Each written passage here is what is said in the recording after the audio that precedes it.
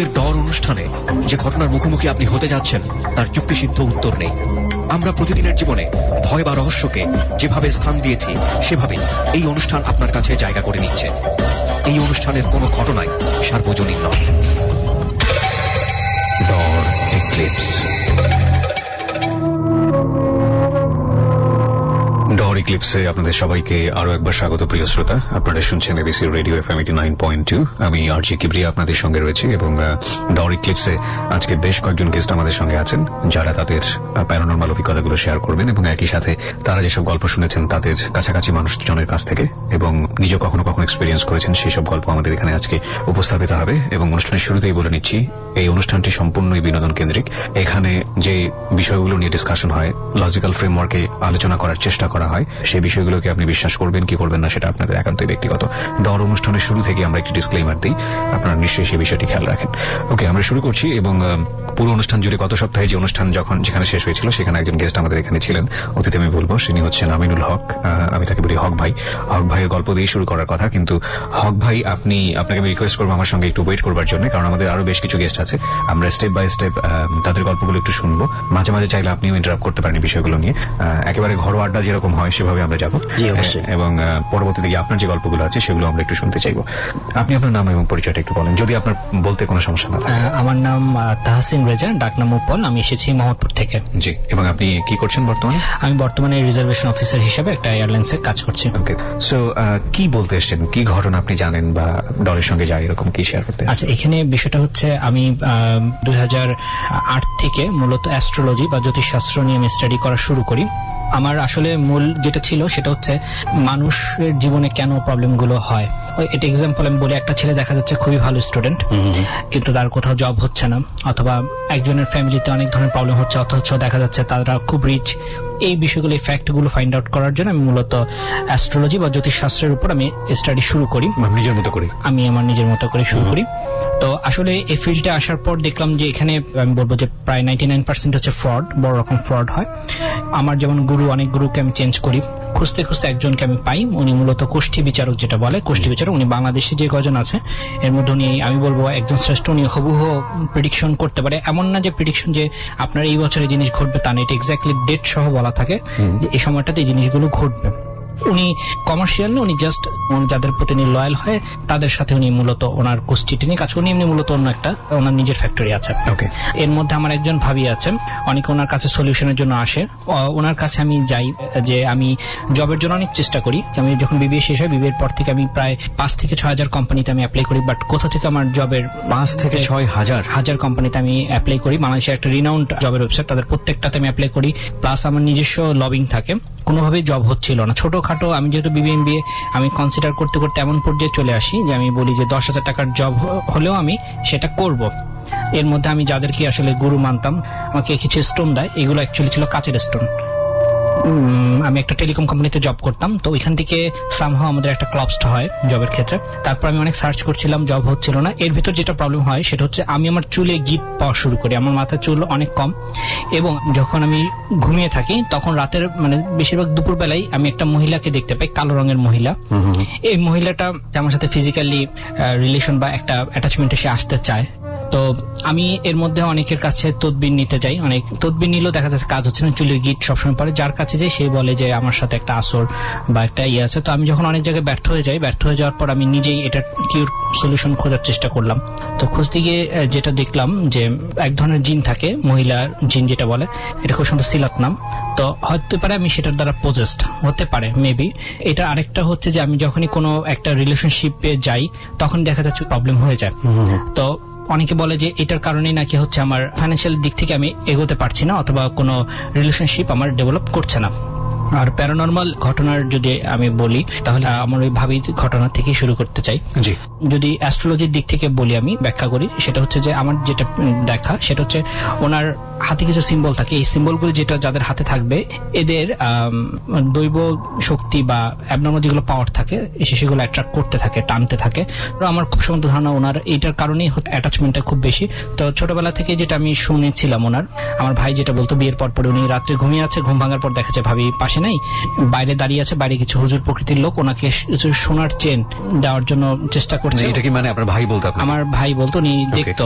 এরপর উনি ভাই তো না বুঝে উনি করতো কি, ওই পানি নিয়ে কলসি, তখন তো কলসি ছিল অনেক আগে, কলসি নিয়ে ওই যারা আসতো ওনার কাছে, ভাবির কাছে, তার দিকে ওই পানিগুলো ছুঁড়ে মারার পরপরই ভাবি সেন্সলেস হয়ে যেত, আর ওই লোকগুলোকে দেখা যেত না। আচ্ছা। আর তারপরে যেটা আমরা, এটা মগবাজারে হয়, তখন ওনারা বাসা চেঞ্জ করে আরেকটা জায়গায় যায়। তো আমার ভাবি রাত্রে ঘুমিয়ে আছেন, উনি স্বপ্নে দেখলো ওনাদের ওইখানে কলপার আছে, কলপারে ওইখানে চলে গেছে, একটা বয়স্ক মহিলা ওনাকে দেখা দেয়। ওই মহিলাটা বলে যে কালকে দুপুরবেলা তুমি একটা জিনিস পাবা, যদি এটা পাও তাহলে তোমার খুব উন্নতি হবে ফাইন্যান্সিয়াল দিক থেকে, আর্থিকভাবে, আর যদি না পাও এটা খুব ক্ষতি হয়ে যাবে। তারপর উনি দেখার পর ঘুম ভেঙে যায়, কাউকে কিছু বলে না। তারপর দিন দুপুরবেলা দেখে ওনাদের বাসার কর্নার সামনে কনস্ট্রাকশন বিল্ডিং এ একটা মিস্ত্রি কাজ করতেছিল। তো দেখে যে মিস্ত্রি হঠাৎ করে কি যেন নিচ থেকে কি যেন একটা বের করে ওইটা নিয়ে দ্রুত নিয়ে গামছার মধ্যে কিছু পেঁচিয়ে উনি দ্রুত ওই এলাকা, মানে ওইখান থেকে সরে যায়, আর ওনাকে এই জায়গাটা পাওয়া যায় না। পরবর্তীতে ভাবি ওদিন রাত্রে আবার স্বপ্নে দেখে ওই মহিলা বলছে যে তোকে তো দেওয়ার চেষ্টা করছিলাম, বাট তুই তো পারলি না নিতে। এটা এখানে ক্লোজ হয়ে যায়। তার কয়েকদিন পরে ভাবি পাশে হাত দিয়ে দেখে যে বিড়ালের মতো কি জানি ওনার পাশে শুয়ে আছে, পাশে আমার ভাই শুয়ে থাকার কথা। তো উনি যখন ধাক্কা দেয়, ধাক্কা দেওয়ার পরে বিড়ালের মতো জিনিসটা ওনার পায়ের উপর পাড়া দিয়ে, জোরে পাড়া দিয়ে জানলা ভেদ করে বের হয়ে যায়। আচ্ছা। তারপর দিন থেকে ভাইবির পায়ে প্রচুর পানি চলে আসে, খুব অসুস্থ হয়ে যায়। তারপর অনেক কবিরাজ দেখানো হয়, তারপর উনি সুস্থ হয়। এবং তার পরবর্তী যেটা হয়, ওনার সাথে আমার এই বিষয় নিয়ে আর কথা নেই। দীর্ঘদিন পরে যখন আমার এই জবের প্রবলেমটা খুব ক্রাইসিস বড় রকম হয়ে গেল, এবং আমার একটা রিলেশনশিপের ক্ষেত্রে একটা বড় রকম বেশ ধাক্কা খাই ওনার আপনি কি এগুলোর কোনো রিজন খুঁজে পেতেন না? জব কেন হচ্ছে না সেটা রিজন পাচ্ছেন না, কিংবা রিলেশনশিপে যে প্রবলেমটা হলো সেটার কোনো রিজন পাচ্ছেন না? এটা না, এটা কোনো রিজন আমি পাচ্ছিলাম না। আমি যেটা মনে করতাম যে রিলেশনশিপটা আমার জন্য ভালো হবে, বাট লাস্টের পর্যন্ত যেটা দেখা যায় যে এটা আমার জন্য জীবন নাশের পর্যন্ত হুমকি হয়ে যেত। গত বছর আমাকে কিডন্যাপ করে নিয়ে যাওয়া হয়, বাট আমি পরবর্তীতে ওই দিন নেই আমি একটা ওই বিপদ থেকে রিকভারি করি। এটা আমার নিজের একটা ফল্ট ছিল, আমাকে আমার গুরু কিছু বিষয় নিষেধ করে দেওয়া হয়েছিল, তারপর আমি জিনিসগুলো করি, তার সেই কারণে আমি আসলে এই ধরনের বিপদে পড়ে যাই। তো আমার ভাবির কাছে যখন আমি গেলাম যে ভাবি আমার এরকম জবের এই সমস্যাটা হচ্ছে, ওনার কাছে তো জিন্নি ভাবির কাছে, তো ভাবি যে মহিলার কাছে আমাকে নিয়ে যেত, মহিলাও দ্বারা আমি সামান্য উপকার পেলেও দেখা যাচ্ছে ক্ষতিটা আমার খুব বড় রকম বেশি হয়ে যায়। আমার মাধ্যমে আরো 4-5 জন ক্লায়েন্ট পায়, ক্লায়েন্ট পাওয়ার পর তাদের আসলে টাকা পয়সা নিয়ে চলে যায় আর কি মহিলাটা। এরপর আমি কয়েকজন ফকিরের কাছে যাই ভাবির মাধ্যমে, কিন্তু ওরা যেটা করে সেটা হচ্ছে, যেমন আমার ভাবির একটা মেয়ে আছে, তো মেয়েটা হঠাৎ করে দেখে যে ঘরের ভিতর চতুর্দিক থেকে সাপ ঢুকতেছে। সে সরাসরি লাইট জ্বালানো সবকিছু, কিন্তু মেয়ে দেখছেন যে ঘরের ভিতর কন্টিনিউ সাপ ঢুকছে। ওর বয়স কত? ওর মেয়ের বয়স হচ্ছে 22 কি 24 হবে। তার মানে তো একবার পরিণত বয়স। প্রচন্ড ভয় পায়। ভয় পাওয়ার পর যে মহিলা আমার ট্রিটমেন্ট করতে চেয়েছিল, বা সে যখন আমরা বুঝতে পারবো, তাকে বাধ্য হয়ে ফোন দেয় যে এরকম দেখতে। তো মহিলা বলে আচ্ছা ঠিক আছে, ওইটা ঠিক হয়ে যাবে, ঠিক হয়ে যাবে বলার পরপরই তারপর আর থেকে সাপগুলো আর দেখে না। হ্যাঁ, এবং দেখা যাচ্ছে মহিলার সাথে যখনই সে একটু যোগাযোগ বন্ধ রাখে তখনই দেখে। তখন এটাতে আমরা যেটা বুঝলাম যে আসলে অ্যাকচুয়ালি এটা ওনার কাছে যে ওনার যে পালার যে জিনগুলো আছে এগুলোর মাধ্যমে আসলে সেই কাজগুলো করাচ্ছেন। এটা আপনারা বুঝলেন আপনাদের জায়গা থেকে? আমাদের জায়গা থেকে। আচ্ছা, না আপনার পুরো যে গল্পটা আমি বুঝতে পারছি এখানে, যে সামহাউ আপনি এই ওয়ার্ল্ডটাকে অনেক বেশি বিলিভ করেন, আনসিন যে জগৎটাকে, এবং সেটা আপনি আপনার ব্যক্তিগত অভিজ্ঞতার জায়গাটা থেকে। আমি আপনাকে আজকের এই ডাওরি ক্লিপসের প্রথম গেস্ট করেছি, তার পেছনের প্রধান কারণ হচ্ছে যে আপনি এই সমাজের উচ্চশিক্ষিত একজন মানুষ এবং খুব ভালো একটা প্রতিষ্ঠানে আপনি জবও করছেন। আপনি এই জিনিসগুলো কেন বিলিভ করেন? থাকে না যে নিজস্ব যুক্তিটা আসলে কেন বিলিভ করেন, এগুলো বিষয়ে আপনি স্টাডিও করেছেন। কারণ আমি কিছু সমস্যার সম্মুখীন হওয়ার পরপরই কিন্তু আসলে এই জিনিসগুলোর প্রতি বিলিভ আমার থাকে। আর হচ্ছে বিলিভ গুলো সবার মধ্যে থাকে না, এটা অ্যাকচুয়ালি তার মধ্যে কিছু বডি সাইন থাকতে হয়। গড গিফটেড যেমন অনেক লোক আছে, যেমন অনেক হাইলি এডুকেটেড পারসন, অনেক নামাজ পড়ে কিন্তু বলে যে আমি জিন ভূত বিশ্বাস করি না, অথচ জিন যদি অস্বীকার করা হয়, কোরআনের একটা আয়াত যদি সে অস্বীকার করে, তাহলে তার কিন্তু ঈমান থাকবে না। সেটা ঠিক আছে, সেটা ঠিক আছে, কিন্তু এই যে আপনি যেটা বললেন যে কোষ্ঠী বিচার করা, ভবিষ্যৎ এটা হতে পারে, ওটা হতে পারে, বা আপনার গুরু যাকে আপনি মানছেন, আমি ধর্মীয় বিষয়ে কোনো কথা বলছি না, কিন্তু আপনার কাছ থেকে আমি জানতে চাচ্ছি যে এটা আপনার যে ব্যক্তিগত পড়াশোনা বা আপনার যে অর্জন সবকিছু মিলিয়ে আপনি নিজের জায়গা থেকে এগুলো বিশ্বাস করতে পারেন? কারণ আমাদের চোখের সামনে যেটা ঘটে আমরা সেটাই সাধারণত বিশ্বাস করি, সেই জায়গা থেকে আপনাকে আমি প্রশ্নটা করেছি। আচ্ছা, এটার বিষয়টা হচ্ছে যে পৃথিবীর পুরো জনগোষ্ঠীকে যদি ভাগ করা হয় তাহলে বেশিরভাগই দেখা যাবে যে যারা যা চোখে বিশ্বাস করে সেটার উপরেই বিলিভ করবে।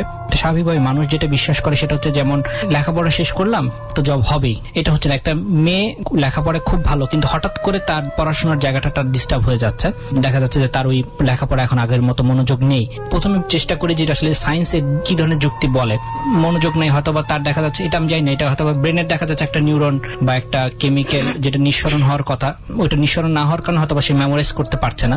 ওইটা সলিউশন হয়ে যাওয়ার পরও যদি দেখা যায় সেটার পরবর্তী যেটা আসে তখনই কিন্তু সেখান থেকে প্যারানর্মাল বা এই বিষয়গুলো তখন থেকে স্টার্ট হয়।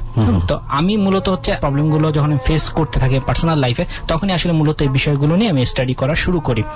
এর ভিতরে আমার একটা নিজে অ্যানালাইসিস করে দেখলাম, আমার খুব ইচ্ছে হলো যে জিন দেখবো, কিন্তু আমি কখনোই এই যে প্ল্যান চেট করা বা এই ধরনের কোনো প্রকার সাহস আমার কিন্তু নেই। আমার ফাদার মারা গেছে, উনি হার্ট অ্যাটাক করে মারা যায়। যাই হোক, তো আমি তখন নিজে অ্যানালাইসিস করে একটা টাইম বের করলাম। ভৌতিক ঘটনা তখনও রেডিওতে এইভাবে প্রচার হয়নি, তো আমি নিজে একটা টাইম বের করলাম যে এই টাইমটায় জিন দেখার একটা পসিবিলিটি আছে, কারণ জিন আকাশে এই সময়টাতে ওরে। অনেকে আবার বলে যে জিনের পালকি দেখতে পায়, টাইমটা বলবো না, আমি টাইমটা বের করি যে ওই সময়টা দেখা পসিবল আছে। তো ওই সময়টা আমি বারান্দা দাঁড়িয়ে থাকি, আমি হঠাৎ দেখতে পাই যে আকাশে এটা হচ্ছে কোল বালিশের মতো বেশ বড় বেলুন টাইপের একটা কিছু সাদা রঙের, সেটা ঢেউ দিয়ে উড়ে যাচ্ছে। 15 থেকে 20 সেকেন্ডের মতো আমি দেখতে পাই। আমি ওইটা যখন দেখি, দেখার পরে আমি আমার আঙ্গুলে চিমটি দিয়ে ধরি সজ্ঞানে আছে কিনা এটা বোঝার জন্য, এবং আমি নিজেকে পুরোপুরি ওটার দিকে কনসেন্ট্রেট করি যে এটাতে যাতে আমি কোনো ভুল দেখছি কিনা, সেজন্য আমি বারবারের চেষ্টা করি। আমি নিজের চোখ কচলাই, কিন্তু দেখি যে ওইটা আমার চোখের সামনে ওইটা জিনিসটা ধীরে ধীরে ভ্যানিশ হয়ে যায়। এটা আর আপনি দেখার জন্য কি কোনো বিশেষ কোনো আমল করা বা না কোনো কিছু করি না, আমি শুধু টাইমটা বের করি। যে টাইমটা, এই টাইমটা আপনি কিভাবে বের করেছিলেন? এটা আমি স্টাডি করে বের করি। দিনের বেলা না রাতের বেলা? ভোরের দিকে। তারপর যখন ওই আমার ভাবির কাছে আমি যখন এই সমস্যাগুলো নিয়ে যেতাম, অনেক মহিলার কাছে আমাকে নিয়ে যেত, তো ওদের উপর যখন জিন ভর করতো তখন আমি তাদের কাছ থেকে অনেক কিছু জিজ্ঞেস করতাম।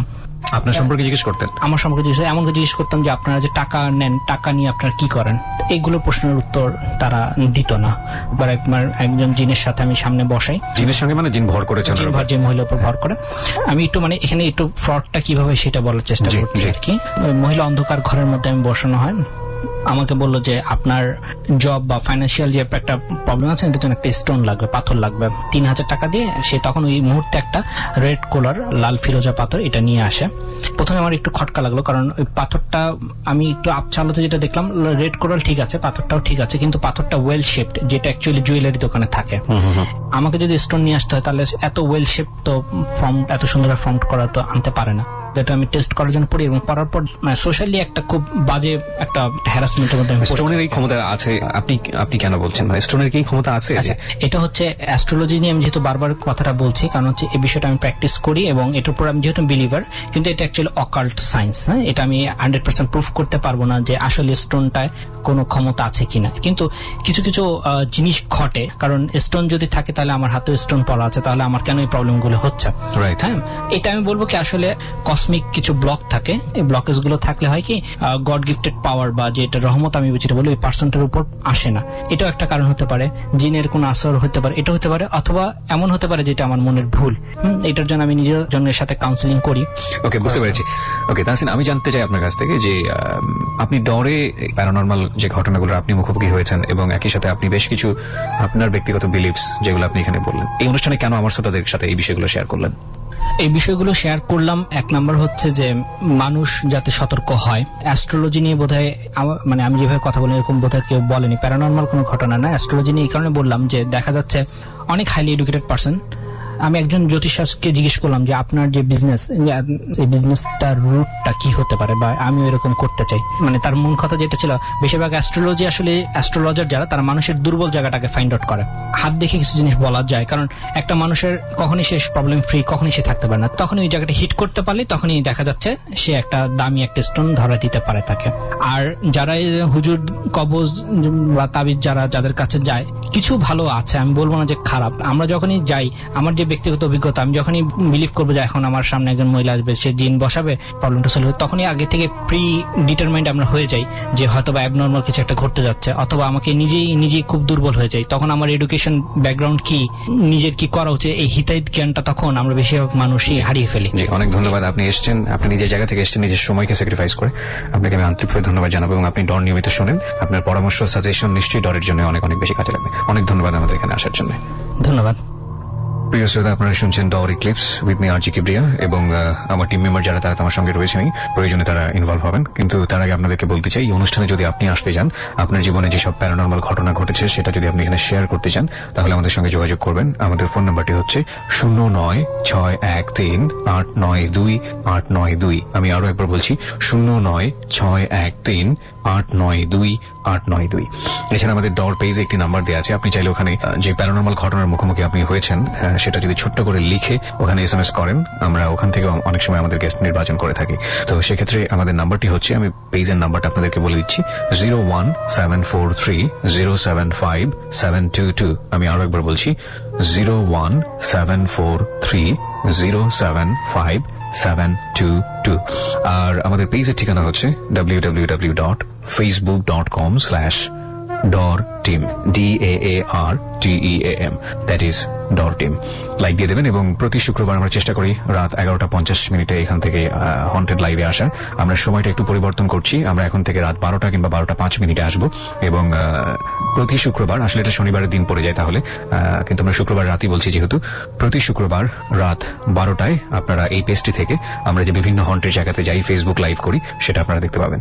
ওকে ভাই, আপনাকে অনেকক্ষণ বসিয়ে রেখেছি। যে ঘটনাগুলো আমরা শুনলাম এখানে আসলে বলার কিছু নেই, আমি আপনার জায়গাতে একটু যেতে চাই। আমার খুব ভালো লাগছে যে এখন ডরে মোটামুটি যারা একটু পড়াশোনা করেন, যারা এইসব ঘটনাগুলো নিয়ে নিজের জীবনে ঘটে যাচ্ছে বিভিন্ন সমস্যা, সেগুলো নিয়ে এই সুপারন্যাচারাল বিষয়গুলো নিয়ে একটু স্টাডি করেন, তারা ইদানিং আসছেন ডরে। এটা খুবই ভালো বিষয়। তো হক ভাই, আমরা যতদূর জানি, লাস্ট এপিসোডে আমি যেটা শুনেছিলাম আপনার কাছ থেকে, যে আপনি পড়াশোনা করেছেন মাদ্রাসা ব্যাকগ্রাউন্ডে। আপনি কি মানে কোরআনের হাফেজ বা এরকম কিছু কি? হ্যাঁ, পড়েছিলাম, বাট কমপ্লিট করতে পারিনি। ওকে, তো আপনার অনেক ঘটনা আছে যেটা আমরা লাস্ট এপিসোডে অল্প একটু শুনেছিলাম, আমরা আজকে কিছু শুনতে চাই। আমার ছাত্র জীবনে একটি ঘটনা রয়েছে যেটা অনেকের জীবনে থাকতে পারে, মিলে যেতে পারে।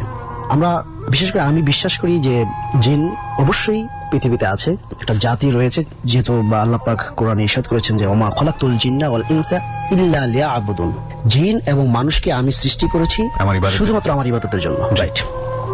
স্টুডেন্ট লাইফে মোটামুটি ভাবে আমার ফ্যামিলি আমাকে পড়াশোনার জন্য যথেষ্ট সাপোর্ট দিয়েছেন, আর্থিক কোনো টানা পড়নে পড়তে হয় নাই আমাকে। তারপরেও গরুর খাঁটি দুধ মাদ্রাসা আশেপাশে পাওয়া যেত না কোথাও, যেহেতু আমার পড়াশোনা করতে হচ্ছে, ব্রেনটাও একটু শার্প রাখা দরকার, দুধ খাওয়ালে বোধহয় ব্রেনটা ক্লিয়ার হতে পারে। সেই সুবাদে আমি একটা বাড়ি সন্ধান করলাম। আমার কন্ট্রাক্ট এরকম ভাবে হলো যে আমি আমার একটা স্টুডেন্টকে আমি পবিত্র কোরআনের তালিম দিব, অর্থাৎ তাকে সহি শুদ্ধভাবে কোরআন শেখাবো, বিনিময়ে তারা আমাকে প্রতিদিন রাতে 1 গ্লাস দুধ খাওয়াবে। যদিও হাস্যকর ব্যাপার, ঠিক আছে, এটা আপনি অ্যাকসেপ্ট করলে এটা ঠিক আছে। জি। তো তাদের বাসাটা ছিল জঙ্গলের মতো একটা পরিবেশ, বিদ্যুৎ চলে গেলে অন্ধকার হয়ে যায়। জি। তো আমাকে ওই এলাকায় মোটামুটি ভালোভাবেই চিনতো। তো আমার বাবা পাশেই একটা স্কুলের ধর্মীয় শিক্ষক ছিলেন। বড় হুজুরের ছেলে হিসেবে আমাকে সবাই চিনে। তো আমি একদিন সন্ধ্যার পরে আমার স্টুডেন্টকে আমি কোরআন শেখাতে যাচ্ছি, হঠাৎ করে বিদ্যুৎ চলে গেছে।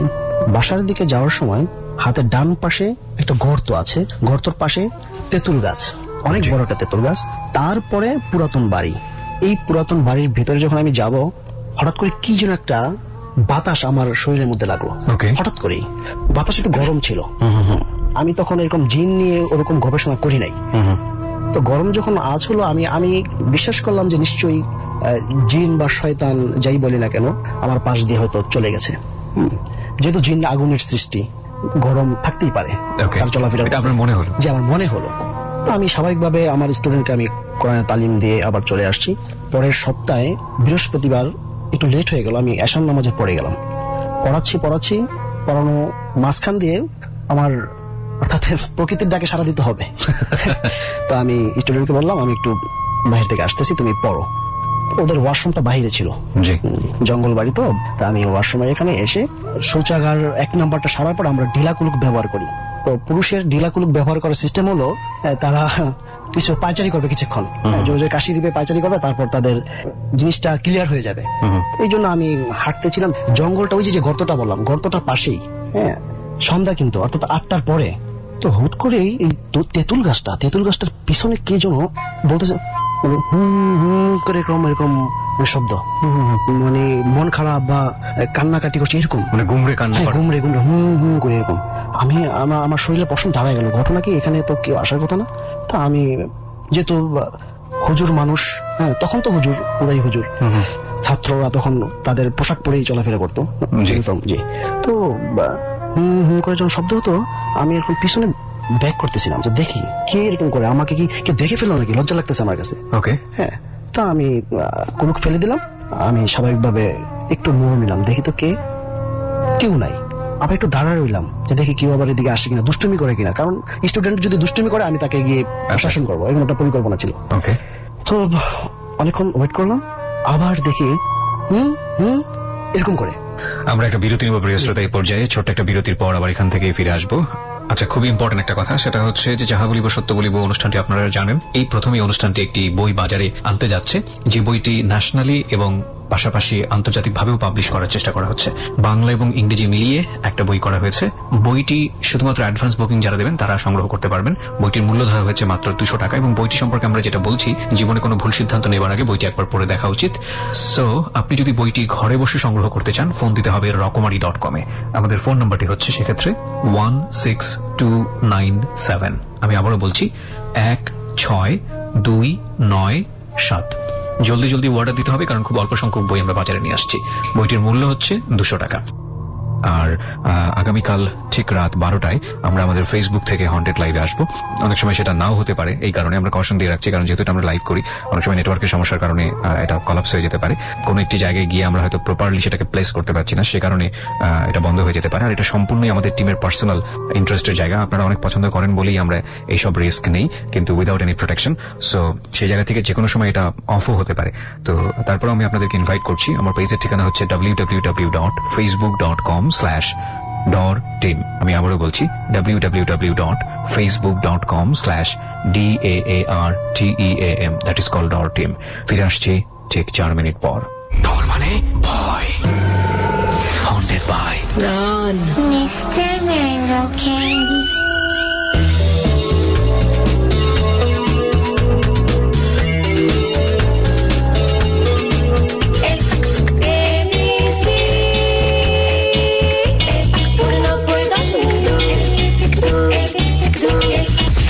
কাঁচা খেয়ে ফেলার ভয়াবহ স্বাদ নিয়ে প্রাণ মিস্টার ম্যাঙ্গো ক্যান্ডি এখন ডরের সাথে। এখন থেকে ডরের মুহূর্তগুলো আরো বেশি কাঁচা এবং টাটকা করতে সাথে রাখো প্রাণ মিস্টার ম্যাঙ্গো ক্যান্ডি, কারণ ডর মানে ভয় আর ক্যান্ডি মানেই প্রাণ মিস্টার ম্যাঙ্গো ক্যান্ডি।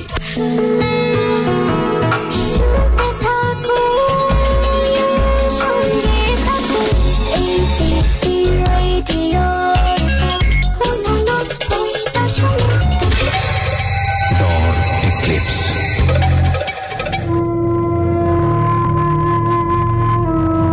চার মিনিট পর আরো একবার স্বাগত জানাচ্ছি ডর এক্লিপসে। আমি আরজি কিবরিয়া রয়েছে আপনার সঙ্গে, এবং আমাদের সঙ্গে রয়েছেন আমিনুল হক ভাই। তিনি তার জীবনের যেই ভয়াবহতম ঘটনা, প্যারানরমাল এক্সপেরিয়েন্স, সেটা আমাদের সঙ্গে শেয়ার করছিলেন। তো হক ভাই, তারপরে কি হলো ওখানে? আপনি এই ধরনের একটা অকওয়ার্ড সাউন্ড আপনি শুনতে পেলেন, তারপর? জি, যখন ঘুমরানি দিয়ে একটু হুম হুম করলো, আমি তখন অনেক ভয় পেয়ে গেলাম যে আসলে কি মানুষ এরকম করে নাকি অন্য কোনো কিছু।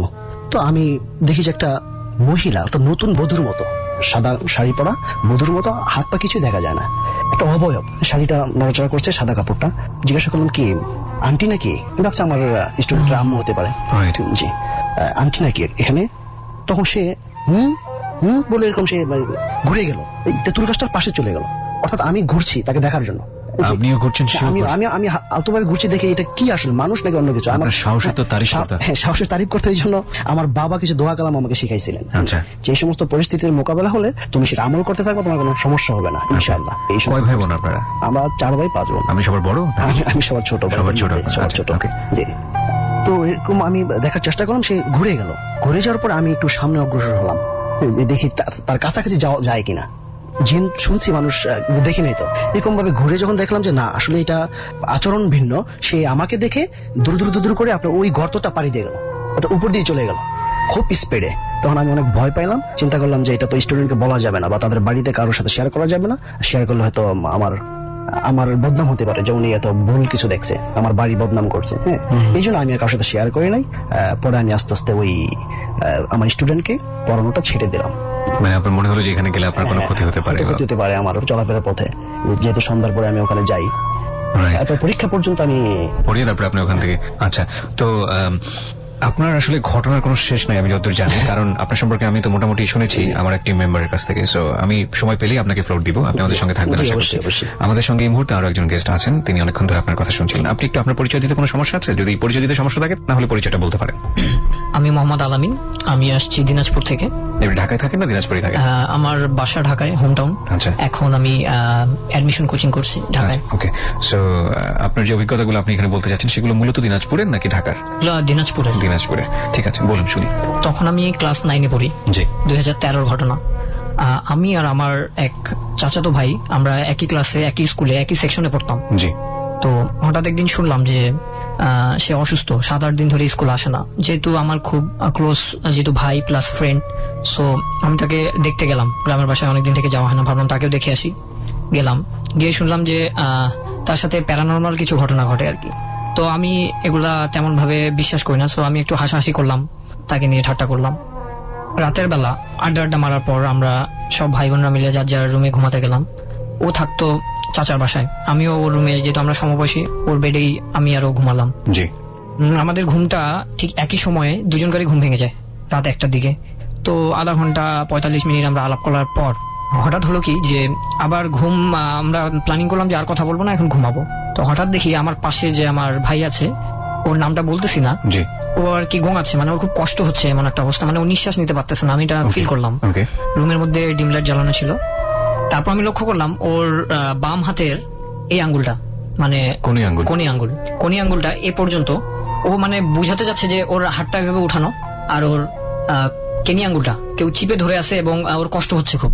ওকে, আমি এটা দেখার পর আমি ভাবলাম আমি কি ঠিক দেখতেছি না আমি ঘুমের মধ্যে অন্য কিছু দেখতেছি। এই জন্য আমি চোখ বন্ধ করে চোখ ঘষে আবার চোখটা খুললাম। খোলার পর এখন আমি যে জিনিসটা দেখলাম সেটা দেখার পর তো আমি মানে ভয়ে আমার অবস্থা খারাপ, আমি নড়াচড়া করতে পারতেছি না, কিছু করতে পারতেছি না। আমি দেখলাম যে ওর এই কেনি আঙ্গুলটা ধরে আছে একটা ছায়ামূর্তি ধরে আছে, আর আমার পাশে ও ছিল ডান দিকে শোয়ানো আমার, এবং আমি বাম দিকে ছিলাম। তো আমাদের যে বিছানাটা ছিল কিন্তু রুমের মাঝখানে। তো আমার পাশে দেখলাম যে ওর পাশে একজন ছায়ামূর্তি দাঁড়ানো এবং আমার পাশে একজন ছায়ামূর্তি দাঁড়ানো। ওর পাশে যে ছায়ামূর্তিটা দাঁড়ানো আছে ওর ওই আঙ্গুলটা চিপে ধরছে, আর আমার পাশে যেটা আছে সেটা আমার দিকে তাকিয়ে আছে। তো আমি চিন্তা করলাম যে এখন আমি জোরে একটা চিৎকার দিব, কারণ এছাড়া আমার আর করার কিছুই নেই এখানে। তো আমি ভাবলাম আরেকবার দেখি চোখ বন্ধ করে যে বিষয়গুলা সত্যি কিনা। তো আমি চোখ বন্ধ করে চিন্তা করলাম এবার যদি এমন কিছু দেখি তাহলে আমি সজোরে চিৎকার দিব একটা, তারপর বাকিটা দেখা যাবে। তো আমি কথা বলার চেষ্টা করতেছিলাম, পারতেছিলাম না। আমি আবারও চোখ খুললাম, চোখ খুলে দেখি যে তার ওই একই অবস্থা, সে ঘামতেছে। ওটা শীতের দিন ছিল, তবুও সে ঘামতেছে। আমারও ওইদিকে অবস্থা খারাপ, আমি নড়াচড়া কিছু করতে পারতেছি না। খুব কষ্টে আমি আমার হাতটা উঠায় তার হাতের মধ্যে দিছি, দিয়ে সজোরে একটা চিৎকার দিলাম। ওকে, তারপর পাশের রুম থেকে আশেপাশের জানার পাশে আমাদের চাচাদের বাসা ছিল, সবাই আসলো, ঘটনা শুনলো। তারপর আমরা তো, আমাদের অবস্থা খুব খারাপ, মাথায় পানি ঢালা হলো, দুজনকারই খুব জ্বর। পরের দিন সকালে আমি যে কাহিনীটা শুনলাম, ওর প্যারানর্মাল কাহিনীটা আগে আমি শুনিনি, আসে আমরা আড্ডা মারা ব্যস্ত ছিলাম। তো পরে আমি যেটা শুনলাম যে ও একদিন সন্ধ্যার আগে টাইমে, ও আর কি মা ছিল না, মা মারা গেছে, ওর ক্লাস 5-এ। জি তো আমাদের পারিবারিক কবরস্থানের পাশে একটা জঙ্গল ছিল, মোটামুটি ঘন জঙ্গলই। তো ওই জঙ্গলে ও ঘোরাফেরা, মানে মন খারাপ, একাই ঘোরাফেরা করতো। একদিন ওই ঘোরাফেরা করার ফলে ওই দিন রাত 2টা থেকে তার সাথে এই কাহিনীটা হয়। দুইজন ছায়ামূর্তি সে রেগুলার দেখে, এবং তার ওই কিনে আঙ্গুলটা চাপ দিয়ে ধরে তাকে কিছু মেসেজ দিতে চায়, কিছু বলতে চায়, ওকে, বাট কি বলে, কোন ভাষায় বলে, কি বোঝাতে চায় সেটা সে বুঝতে পারে না। আর সে যেহেতু, আমরা তখন তো অনেক ছোট, ক্লাস 9-এ পড়ি, সে অনেক ভয় পায় এবং প্রতি রাতে একই কাহিনী, সে চিৎকার দিয়ে তার আর ঘুম হয় না, অসুস্থ হয়ে পড়ে, পড়ালেখা হয় না। কি বলে ছায়ামূর্তিগুলো, কি বলে সেটা সে বুঝতে পারে না। তো এরকম চলার ফলে প্রতি রাতে তার সাথে যেহেতু এরকম কাহিনী ঘটতেছে, তো তার বাবা থাকতো গ্রামে, অন্য গ্রামে। তো তার বাবা বললো তোমাকে আর ওইখানে থাকতে হবে না, যেহেতু তোমার সাথে এরকম কাহিনী ঘটতেছে, তুমি বাসায় চলে আসো, একটু কষ্ট হলেও এখান থেকে স্কুলে যাও। সে বাসায় চলে গেল। আর আমি ওই কাহিনীর পরে আমার 3-4 দিন জ্বর। মানে আপনার তো এটা ফার্স্ট এক্সপেরিয়েন্স। আমি থাকি শহরের দিকে, মানে জি। স্কুলের সামনে আমার বাসা ছিল, আর ওরা থাকতো গ্রামের দিকে। তো আমি বাসায় চলে আসি, আর 1.5-2 বছর আমি ওই চাচার বাসায় দিনের বেলা গেছি, বাট রাতে কখনো আমি আর গ্রামের বাড়ি যাইনি ওই ঘটনার পর থেকে। ওই আপনার ওই ফ্রেন্ডের বা আপনার ওই ছেলেটার কি অবস্থা? হ্যাঁ, তারপর ও তো চলে গেল, ওর বাবার কথায় বাসায় ওখান থেকে স্কুল করলো। ওর সাথে ঘটনাগুলো কিন্তু কন্টিনিউ ঘটতে আছে। ও বাসায় গেল, ও আর ওর বোন, বড় বোন রুমে থাকতো। বিষয়টা হলো ওর সাথে যে থাকে তার সাথে কোনো না কোনো কাহিনী হয়। ও গেছে পরের দিন, তারপরের দিন ওর বোনের গলা টিপে ধরছে, ছায়ামূর্তি আসে। ওই দিন কিন্তু ওর সাথে কিছু হয়নি, বাট ওর বোনের গলা টিপে ধরছে, ওর সাথে কেউ থাকতে চাইতো না এগুলা কারণে। এটা অনেকদিন সাফার করে, ও প্রায় 1.5 মাসের মতো সাফার করার পর অনেক হুজুর দেখানো হয়, পানি পড়া, বাট কোনো কাজ হয় না। পরে ওদের গ্রামের এক বড় ইমাম সাহেবের কাছে যায় ওর বাবা ওকে নিয়ে। তো ইমাম সাহেব অনেক চিন্তা ভাবনা, অনেক স্টাডি করার পর যেটা বলে আর কি, সেটা আমরা তো ছোট, আমরা জানতাম না, পরে আমরা জানতে পারি, ও আর আমি দুজনেই জানতে পারি যে ওর দাদা, মানে আমারও দাদা, জিন পালতো, মানে ঝাড়ফুঁক এ ধরনের কাজ করতো আর কি। ওনার অনেক ক্ষমতা ছিল আর কি, আমরা শুনলাম এটা। ওর দাদা? হ্যাঁ। আচ্ছা। তো এটা আমরা জানতাম না, তো শুনলাম, আমাদেরকে কেউ বলেনি, তো শুনলাম। আর এই যে জিন দুটা ছিল, তো হুজুরের মানে ভাষ্য মতে আর কি, এটা হচ্ছে ওর দাদা অনেকগুলা কাজ করতো বিভিন্ন জিন দ্বারা। তো এই দুটা জিনও ওর দাদারই ছিল। কিছু মেসেজ বংশ পরম্পরায় আর কি দিতে চাইতো আর কি, মানে যেহেতু উত্তরাধিকার এখন সো মেসেজ গুলো দিতে চাইতো, বাট এ তো বুঝতে পারতো না। বাট দাদা মারা গিয়েছিল? হ্যাঁ, দাদা ওর দাদা হচ্ছে প্রায় যুবক বয়সে মারা যায়, এসব কাজের কারণেই আর কি। ওইসব কাজের কারণেই একটা ঘটনার কারণে মারা যায় আর কি। এই জিন দুটা তাকে কি মেসেজ দিতে চাইতো এটা সে বুঝতে পারে নাই আর কি। তারপর সেই হুজুর তাকে একটা তাবিজ দিতে চায় যে এটা পড়লে তোমার একটু উপকার হবে, এগুলা থেকে দূরে থাকবা। বাট তার ফ্যামিলি একটু অন্য টাইপের ছিল, মানে এগুলা মনে করতো যে যদি শিরক হয়, এই জন্য তারা তাবিজ নিতে চায়নি। তারা নিজে থেকে স্টাডি করছে বিভিন্ন হাদিস, ইসলামী বই, কোরআন স্টাডি করে তারা বিভিন্ন দোয়া কালাম আয়ত্ত করে, মানে প্রতিদিন রেগুলার আয়ত্ত করার ফলে প্রায় 20-25 দিনের মধ্যে রেগুলার আয়ত্ত করার ফলে দোয়াগুলা তার এটা সমস্যাটা ধীরে ধীরে কাটে যায়। এবং এরপর থেকে আমি আর কখনো গ্রামে রাত কাটাইনি, থাকি নাই আর কি। আর এটাই ছিল আমার লাইফের প্রথম এবং সবচেয়ে ভয়াবহ ঘটনা। ওকে, হক ভাই, আপনি যেহেতু মাদ্রাসা স্টুডেন্ট, আমি সরি ফর দিস ইন্টারাপ্ট, সেটা হচ্ছে যে উনি যেটা বললো যে জিন পালা বা জিনদেরকে আয়ত্তে রাখা, আমরা তো জানি আমাদের ধর্মে যেটা বলে যে সুলাইমান আলাইহিস সালামকে আল্লাহ এরকম একটা বিশেষ ক্ষমতা দিয়েছিলেন। হ্যাঁ, আসলে কি জিন ধরা মানে পালা যায়? এটা আপনার জায়গা থেকে আপনি কিছু জানেন? পালা তো যায় না, এটা বশীকরণ করা যায়। এটা কি যায়? আসলেই যায়? মোটামুটি যারা ভালো অভিজ্ঞ বড় আলেমরা এটা একমাত্র করতে পারেন। আচ্ছা। তাদেরকে বোতলের ভিতরে তাদেরকে বন্দি করে তাদের আত্মাটাকে সমুদ্রে ভাসিয়ে দেন। তাই নাকি? হ্যাঁ, জি জি, এটা কিছু কিছু আলেম করতে পারেন। বাট মানে ওই যে কেউ যদি পজেসড হয় তার কাছ থেকে নিয়ে, না, তাহলে কেউ প্রজেস্ট হলে তার কাছ থেকে নিয়ে সেটা না। তাহলে অর্থাৎ কিছু কিছু আলেম অনেক বেশি ইবাদত করার কারণে দুষ্ট প্রকৃতির জিনগুলো তাকে প্রজেস্ট করতে চেষ্টা করে। তখন হ্যাঁ, তার নিজের স্বার্থে, শুধুমাত্র নিজের স্বার্থে নিজেকে সেভ রাখার জন্য তার ব্যক্তিগত আমল দ্বারা ওই জিনগুলোকে সে বোতলবন্দি করেন। এটা কি মানে আদৌ সম্ভব? মানে আমাদের ধর্মীয় দিক থেকেও কি আসলে সম্ভব? এটা কোনো রকমের কোনো ডকুমেন্টস বা কোনো কিছু?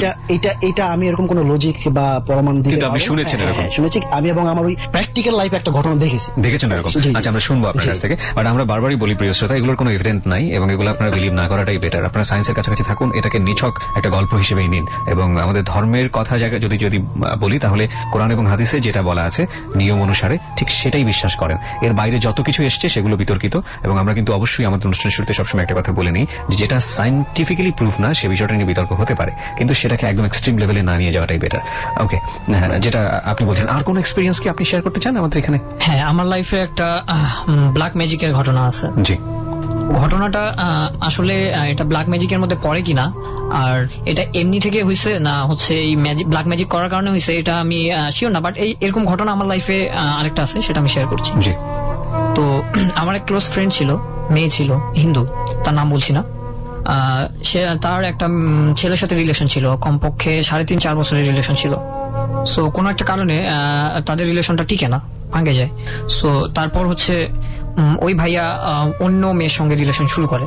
তো আমার ওই ফ্রেন্ড আমাকে, যেহেতু আমরা দিনাজপুরে একটা কলেজে পড়তাম, প্রাইভেট কলেজে, নাম বলছি না, ও আমাকে ফোন দিয়ে অনেক কান্নাকাটি করতো যে দোস্ত এই অবস্থা, মানে তার জন্য এটা খুব একটা মানসিক ভাবে ভেঙে পড়ার মতো। ব্রেকআপের পরে যেটা? হ্যাঁ, ব্রেকআপের পরে যেটা হয়, খুবই ডিপ্রেশনের মধ্যে চলে যায় সে। জি। তারপর একদিন আমি বাসা থেকে দিনাজপুর যাচ্ছিলাম, আমার বাসা থেকে দিনাজপুর দূরত্ব আধা ঘন্টার। বাসে দেখলাম যে একটা বিজ্ঞাপন, যে জাদু টোনা করা হয়, ভালোবাসার সম্পর্ক জোড়া লাগানো হয়। আমি মনে মনে চিন্তা করলাম যে আসলে ভণ্ডামি কোন পর্যায়ে চলে গেছে, আজকাল বিজ্ঞাপন ছাপায়ও ভণ্ডামি করা হয়।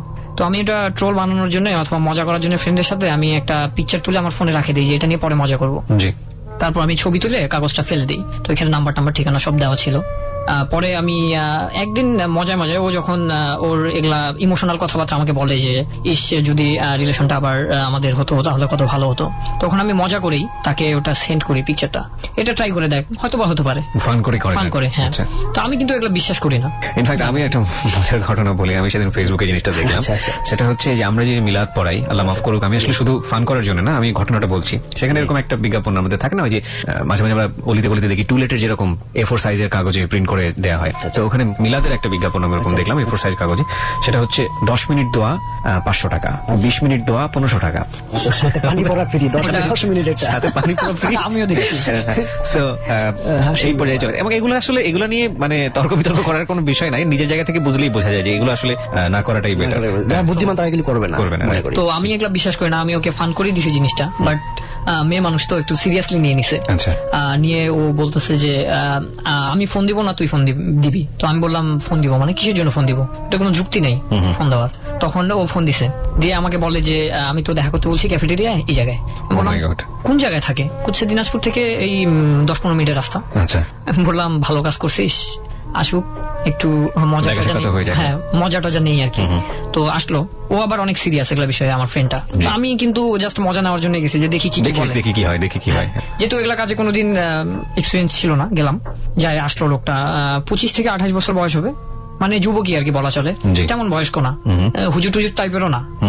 তো আসলো, আসার পর নিয়ে আসলাম ওনাকে, আসে আমার ফ্রেন্ড প্রবলেমটা শেয়ার করলো যে এই অবস্থা। তারপর উনি কয়েকটা মেথড বললো যেগুলো আর কি করতে হবে। উনি 3টা তাবিজ দিবে, একটা হচ্ছে ছেলের বাসার সামনে গাড়তে হবে, একটা ওনাকে ধারণ করতে হবে ডান হাতে, আচ্ছা, আর আরেকটা হচ্ছে আম গাছের ডালে ঝুলা দিতে হবে। খাসির চামড়া এই সমস্ত কোনো হ্যাঁ, অবশ্যই অবশ্যই। বলছিল? একটা কয়েক সেন্টিমিটার 3-4 সেন্টিমিটার একটা হরিণের চামড়া লাগবে, চামড়ার মধ্যে কিছু একটা লিখে বড়ই গাছের মধ্যে ঝুলাই দিতে হবে। আচ্ছা। আমরা এসব শুনে আমার তো মাথায় হাত, হরিণের চামড়া হ্যাঁ। কিভাবে সম্ভব, বিরল জিনিস। বিরল জিনিস। ওকে, তারপর সবচেয়ে ভয়ঙ্কর বিষয় যেটা, জি। আমরা দুইজনে ওটা শুনে মানে 5 মিনিট নীরবতা পালন করছি ওটা শুনে, যে একটা কাগজ দিছে, লম্বা কাগজটা, একটা চিহ্ন দেওয়া কাগজটার মধ্যে, ওটা দিয়ে মানে উনি পরে দিছে, বাট আমি আগে বলতেছি যে ওটা একটা পুরাতন কবরের মধ্যে যায় 4 আঙ্গুল গর্ত করে গাড়ি দিয়ে আসতে হবে। এইরকম ঘটনা কিন্তু আমরা ডরে অনেক পেয়েছি, বিশেষ করে কবর কেন্দ্রিক যেসব ঘটনা কবর ঘটে, কেন্দ্রিক। এবং খুবই দুঃখজনক, আল্লাহ মাফ করুক যদি আপনাদের বোধোদয় হয়। আমরা আসলে প্যারানর্মাল এই যে এগুলো তো এক ধরনের স্পিরিচুয়াল প্রবলেম, এবং এই সমস্যাগুলো নিয়ে যখন আমরা সাফারার হই, আমি জানি এটা কত রকমের ভিকটিম আছে। আমি আমাদের এই অনুষ্ঠান করতে গিয়ে এই বিভিন্ন রকমের ভিকটিম আমি পেয়েছি, এবং ওনারা যখন এই ধরনের ভিকটিম হন, বিশ্বাস করবেন না, ওনারা 2 রকমের সমস্যায় পড়েন। একটা হচ্ছে যে সাধারণ মানুষকে বোঝাতে পারে না কি কষ্টটা তারা পাচ্ছে, তো সেই জায়গাটা থেকে, কিওরের জায়গা থেকে তারা আসলে কি করলে এই জিনিসটা কিওর হবে, কি করলে এই জিনিসটা কিওর হবে, সো ওই জিনিসটা খুঁজতে থাকেন। হ্যাঁ, তো সেই জন্যই আপনি যেটা বলছেন, মানে আমাদের আসলে নিজের বিবেক বুদ্ধি অনেক সময় লোপ পেয়ে লোপ যায়। পেয়ে যায় সেই মুহূর্তে। হ্যাঁ, কবরের ভেতরে এগুলা মানে ভয়াবহ অবস্থা। আর প্রিয় শ্রোতা, আপনাদেরকে এই ফাঁকে বলছি, আমাদের এই অনুষ্ঠানে একজন সাইকিয়াট্রিস্ট আছেন, বাংলাদেশের অত্যন্ত নামকরা একজন সাইকিয়াট্রিস্ট, ডক্টর তাজুল ইসলাম, এবং আমরা যখনই প্রয়োজন হবে কোনো একটা ঘটনার প্রেক্ষাপটে আমরা তাকে ফোনে কানেক্ট করব। সো উনি হচ্ছেন জাতীয় মানসিক স্বাস্থ্য ইনস্টিটিউটের প্রফেসর। জি, বলুন। তারপর এই বিষয়টা শোনার পর আমরা দুইজনই 5 মিনিট নীরবতা পালন করলাম। এটা কিভাবে সম্ভব? আমরা তো কবরস্থানে যেতে এমনিতেই ভয় পাই। হ্যাঁ, তো যাই হোক, বিষয়গুলা উনি বললো, বলার পর অনেক 15টার মতো কাগজ দিছিল, কাগজগুলোর মধ্যে কোরআনের আয়াত লেখা। আর আমার এই ফ্রেন্ডের আর ওই ভাইয়ার দুইজনকারই নিজের নাম, বাবা মার নাম নিল। তো নেওয়ার পর উনি ওনার কস্ট হচ্ছে 8,000 টাকার মতো আচ্ছা। চাইলো। তখন আমি আমার ফ্রেন্ডকে বললাম যে টাকাটা পানির মধ্যে দিচ্ছিস, এগুলো আসলে কিছু হয় না, তুই এমনি ট্রাই কর, হয়ে যাবে। তারপর ও কথা শুনলো না, বললো যে না আমি করবোই, ট্রাই করবো, শেষ ট্রাই করবোই। বললাম ঠিক আছে, তোর বিষয় সেটা, আমি কিন্তু এগুলাতে তোকে হেল্প করতে পারবো না, এগুলা বিষয়ে আমি তোকে হেল্প করতে পারবো না, কারণ এগুলা যেহেতু ধর্মীয় বিষয়। তো তখন ঠিক আছে, ও কথা বলার পর 2 দিন পরে ও বাসা চলে যায়। ওর বাসা হচ্ছে নীলফামারী ডিস্ট্রিক্টে, তো আমি থাকতাম দিনাজপুরে টাউনেই। তো আমি ওই লোকটার কাছে জিনিসগুলো নিয়ে ওকে কুরিয়ার করে দিতাম, যেহেতু ওর আসা পসিবল না। আর লোকটা বলছে, যেহেতু ওর বাসা আর ভাইয়ের বাসা একই এলাকায় ছিল, নীলফামারী কোনো একটা জায়গায়, তো লোকটা বলছিল যে বাসার এলাকার মধ্যে থাকে করতে হবে, যেহেতু একখানে বাসা দুজনকার। তো এই কাজগুলো করার জন্য, রিচুয়ালগুলো করার জন্য চলে যায়। তারপর আমি এগুলা নেই, লোকটার সাথে দেখা করি। আমি যে কলেজে পড়তাম ওই হোস্টেল থেকে বের হওয়া মুশকিল ছিল, আমি বিভিন্ন কজ দেখে বের হতাম। জি, তারপর যাই ওগুলো ওকে কুরিয়ার করি রেগুলার। কুরিয়ার করার পর ও প্রতিদিন 15 দিন জ্বালালো। লোকটা বললো 20 দিনের মাথায় ছেলে মানে আমার এই ফ্রেন্ডটাকে ফোন দিবে, দিয়ে তাদের রিলেশনটা আবার আগের মতো হয়ে যাবে। জোড়া দিয়ে দিবে। হ্যাঁ হ্যাঁ। তো টাকা দিল, প্রথমে 6000 দিল, তারপর 2000 দিল। তারপর জিনিসগুলো আমি পাঠালাম। মেয়ে নিজে রাতের বেলা গেছে, যায় বাসার সামনে তাবিজ গাড়ি দিয়ে আসছে। তা আমি বিশ্বাস করতাম না যে ও কাজগুলো করতে পারবে, বাট প্রয়োজন করে ফেলছে। কবরেরটাও করেছে। না, কভারটা করবে। আচ্ছা। কভারটা যেহেতু শেষের দিকে, সো এগুলা করার পর 15 দিন জানার পর লাস্টে কভারটা আসলো। কভারের যে বিষয়টা, ওকে। হ্যাঁ, কাগজ। এবং আমি বুঝতে পারছি এখানে কিছু একটা ইন্টারেস্টিং আছে। আমরা একটা বিরতি নিব প্রিয় শ্রোতা এই পর্যায়ে, ছোট্ট একটা বিরতি। আপনারা শুনছেন ডর ইক্লিপস এবিসি রেডিও এফএম 89.2 তে। আমি আরজি কিবরি আপনাদের সঙ্গে আছি। আর আমাদের এই অনুষ্ঠান চলাকালীন সময় কোনো কোয়ারি থাকলে বা কোনো কিছু আপনি যদি বলতে চান, সেক্ষেত্রে আপনি আমাদেরকে এসএমএস করতে পারেন আমাদের যে পেজে যে নাম্বারটি দেওয়া আছে সেটাতে, এবং এছাড়া আমি যে নাম্বারটি বলেছি ওখানে একই নাম্বার আসলে, এই নাম্বারে আপনি এসএমএস করতে পারেন। আপনার যদি প্যারানরমাল কোনো ঘটনার আপনি মুখোমুখি হয়ে থাকেন আমাদের এই অনুষ্ঠানে এসে যদি শেয়ার করতে চান তাহলে। আর আরেকটি বিষয়, সেটা হচ্ছে আমরা প্রতি শুক্রবার রাত 12টায় আমাদের এই পেজটি থেকে, ফেসবুক পেজটি থেকে হন্টেড লাইভে আসার চেষ্টা করি। And this is very very personal project of our team. So আপনারা যদি ইন্টারেস্টেড হন, আপনারা দেখতে পারেন এখানে এসে আমাদের ফেসবুকের ঠিকানা www.facebook.com/dorteam। আমি আবারও বলছি www.facebook.com/dorteam। আপনারা ওখানে লাইক দিয়ে দেবেন, তাহলে আপনারা এই পেজটির মেম্বার হয়ে যাবেন। ফিরে আসছি ঠিক 5 মিনিট পর, রাত 12টায়। ডর মানে ভয়, haunted by Run, Mr. Mango Candy.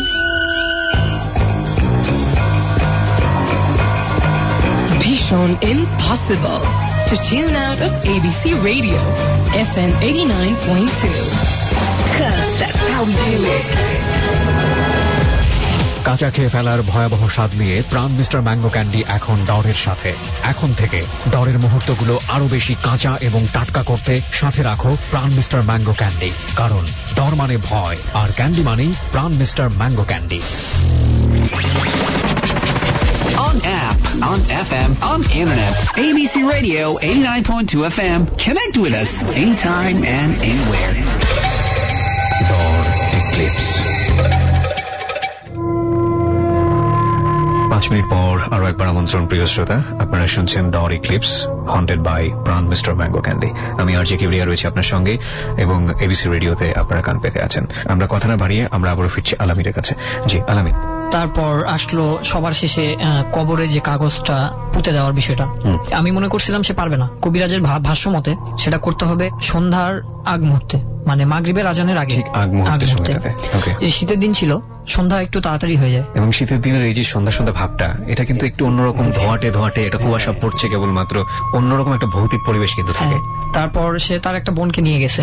তো এই ঘটনাগুলো কেউ জানতো না, শুধুমাত্র আমার ফ্রেন্ড, আমি, এবং পরে সে তার বোনকে বলছে। এই 3 জনের মধ্যে আমাদের মধ্যে সীমাবদ্ধ ছিল।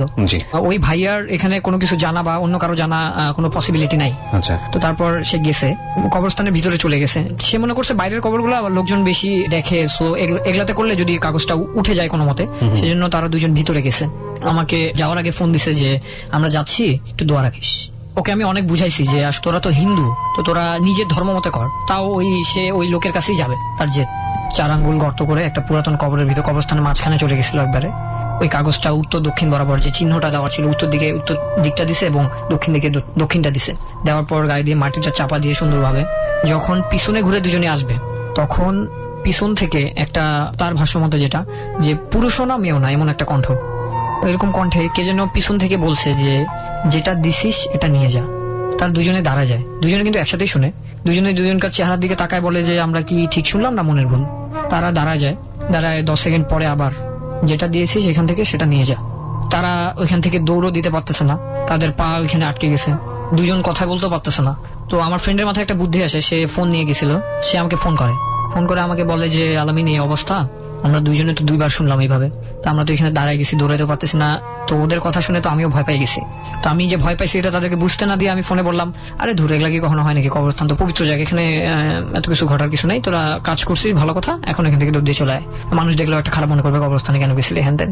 তো তারা আমার কথা ফোনে শুনে একটু সাহস পেল এবং দৌড় দিয়ে বাসায় গেল। যায় সেদিন রাতে তাদের প্রচন্ড জ্বর, হাসপাতালে ভর্তির মতো অবস্থা। ভয় পেয়ে যেটা হয়। হ্যাঁ, ভয় পেয়ে 2জনকারই অবস্থা খারাপ। তো তাদের বাসা থেকে অনেক প্রশ্ন, কই গেছিলি সন্ধ্যার সময়। 1 সপ্তাহ তারা এই সাফারটা করে। তারপর সবগুলা রিচুয়াল করার পর সে জ্বালায় প্রতিদিন। আরবি লেখা জ্বালানোটা আমি কখনোই তাকে সাপোর্ট করি নাই। তো সে যেহেতু হিন্দু, আমি তাকে বাধা দিছি, মানেনি। একটা জিনিস বাদ পড়ে, সেটা হলো যে গাছের মধ্যে তাবিজ ঝুলানোটা। একটা ফলজ গাছের ডালে সুতার মধ্যে তাবিজটা ঝুলায় রাখতে হবে যেন বাতাসে দোল খায় তাবিজটা। ওকে। তো এটা হচ্ছে সবার লাস্টে দেয়, তো এটা সে মেয়ে মানুষ গাছে চড়তে পারে না, এই দায়ভারটা সে আমার উপর চাপা দেয়। কারো এটা দেখার কোনো প্রশ্নই উঠবে না, মানে এমন জায়গায় দিতে হবে। অনেক রিকোয়েস্ট করার পর আমি হুট করে একদিন বাসায় চলে আসি, হোস্টেল থেকে না বলে। বাসায় যায় আম্মুকে বলি, আম্মু তোমাকে দেখতে ইচ্ছা করছে, এই জন্য চলে আসছি। আমার মেইন গেটের বাইরে একটা আমের গাছ আছে, বিশাল বড়। যদি বা আমি গাছে উঠতে পারতাম না, তাও গাছে উঠলাম অনেক কষ্ট করে। সেই তাবিজটা আমার সেই গাছে আমি ঝুলাই দিলাম ডান ডালে। বললেন আপনি শেষ পর্যন্ত? হ্যাঁ করলাম, যে দেখি কি হয়। এ তো ভণ্ড, তাও একবার ট্রাই করে দেখি লাইফে। জাস্ট কৌতূহল বশত দিছি কাজটা করে। 20 দিনের ভিতর যেহেতু লোকটা বলছে যে কাজ হবে, 20 দিন চলে গেল, 25 দিন চলে গেল, আমাদের টেস্ট পরীক্ষা শুরু হয়ে গেল, কাজ হলো না, 1.5 মাস হয়ে গেল। তারপর 1.5 মাস পরে সে ফোন দিয়ে বলে যে আলামিন, তোকে একটা কথা আমি স্কিপ করে গেছি, যে 25 দিনের মাথায় আমার কাজটা হয়েছে, বাট আমি তোকে জানাইনি, বিষয়টা জানাজানির ভয়ে। আমি বললাম কিভাবে সম্ভব, এগুলা তো সব ভুয়া জিনিস, এই কুফরি কালামের বিষয়গুলো যে খাটে, এগুলা তো বিশ্বাস করা আসলে ঠিক না। তুই বিশ্বাস করছিস ঠিক আছে, বাট আমি তো এগুলো বিশ্বাস করি না। এটা তো কাকতালীয় হতে পারে যে তোর সাথে রিলেশনটা, ও বলতেছে যে ওর সাথে যতগুলো রিলেশন ছিল সবগুলো এখন একটাও নেই। ওই ছেলেই আবার ফোন দিই, 2 বছর ধরে কোনো আলাপ নেই, হঠাৎ করে ফোন দিয়ে এদের রিলেশন লাগেছে। আমি বললাম, ওই হুজুরকে ফোন দিলাম আমি, যে ভাই আপনার কাজ তো হয়ে গেছে। তখন বলছে, আমি বলছিলাম না ভাই যে 20 দিনের ভিতর কাজ হবে। আমি বললাম যে ঠিক আছে, বাট এটা কিভাবে সম্ভব? তখন করছে যে কিছু বিষয় আছে যেগুলা জিনদের দ্বারা করানো হয়, আপনি সঠিক পথে করা তো না, আবার ব্ল্যাক ম্যাজিক টাইপের। হচ্ছে ভাই কিছু কিছু বিষয় আছে যেগুলা হচ্ছে শরীয়ত মোতাবেক করি, আর কিছু কিছু বিষয় আছে যেগুলা ব্ল্যাক ম্যাজিকের পর্যায়ে পড়ে যায়। তো ওনার সাথে অনেকক্ষণ ফোনে কথা বলার পর আমি আসলে আমার জীবনে এটা একটা যদি বা প্রথম এক্সপিরিয়েন্স এবং শেষ বলতে পারেন, প্রথম এবং শেষ এক্সপিরিয়েন্স, বাট জিনিসটা হয়েছে আজ পর্যন্ত আমি বিলিভ করতে পারি না। কিন্তু তাদের রিলেশন এখনো আছে, 2 বছর হয়ে গেল ওই কাজের পর, এবং ওই ভাইয়ের সাথে আমার এখনো কথা হয়। ভাইয়াও কিছু জানে না, কেউ জানে না, আমরা 3 জন ছাড়া। তো এটা ছিল ঘটনা। আচ্ছা, আমি তো এসব বিষয়ে কিছু জানি না, আমি শুনছিলাম, আমার কাছে মনে হচ্ছিল যে মানে মানুষ কতটা কি করতে পারে। আমরা যদি ধর্ম মানি তাহলে এটা অন্যায় এবং গর্হিত অপরাধ, এবং এটা করাটা উচিত না। তবে এগুলো করে অনেক সময় অনেক কিছু করা যায়, এটা বোধহয় সম্ভব। আপনার কি মনে হয় হক ভাই? এটা রাসূল সাল্লাল্লাহু আলাইহি ওয়াসাল্লামের একটা হাদিসে সম্ভবত এরকম ভাবে রয়েছে, হাদিসটা এরকম যে ইন্নাল বায়ানা লা সিহরুন, যে কিছু কিছু মানুষের আলোচনার মধ্যে, কথাবার্তার মধ্যে জাদুর প্রভাব থাকে। তো তারাই একমাত্র ব্ল্যাক ম্যাজিক বা এই জাতীয় কিছু করতে পারে, বাট এটাকে বিশ্বাস করা যাবে না। বিশ্বাস করার অধিকার তকদিরের উপর আল্লাহ পাক বলে দিয়েছে। ফ্রেন্ডশিপ ব্রেকআপ হতেই পারে, এবং সেটা আবার ব্যাকও করতে পারে, হয়তো বা কাকতালীয় হয়ে গেছে যেটা বললো আর কি। 1 সপ্তাহের মধ্যে তো হয়তো রিটার্ন করতে পারে এটা তার ক্ষেত্রে 25 দিনের ভিতর জিনিসটা হয়ে গেছে। এটাকে আপনার 100% বিশ্বাস করলে হবে না যে আমি কবরের ভিতর তাবিজ দিয়েছি এই জন্য হয়তো এটার রেজাল্টটা ভালো হয়েছে। আপনার যেই ভিকটিম যিনি কবরে গেলেন, তার মৃত ব্যক্তির পারমিশন নেওয়া উচিত ছিল। তার কবরে সে কেন 1/2 ইঞ্চি বা আধা ইঞ্চি মাটির নিচে যাবে? অবশ্যই, তাই না? পারমিশন উনি দিতে পারবেন, কিন্তু এটা তো একেবারেই অন্যায়, চরমতম অন্যায় গুনাহের কাজ। এবং কবরে যারা থাকে তারা সবসময় যারা বেঁচে আছে তাদের কাছে এক্সপেক্ট করে যায় তোমরা আমাদের জন্য দোয়া করো। এগুলো আমাদের সোশ্যাল রিয়েলিটি। কিন্তু আমরা কিন্তু একটা জিনিস অবশ্যই বারবার আমাদের আজকের অনুষ্ঠান থেকে বলতে চাই, যে হ্যাঁ, আমরা যেগুলো প্রচার করছি এগুলো গল্প, কিন্তু আমাদের সমাজে এগুলো ঘটে, আমরা সেই রিয়েলিটিটাকে এখানে উপস্থাপন করছি।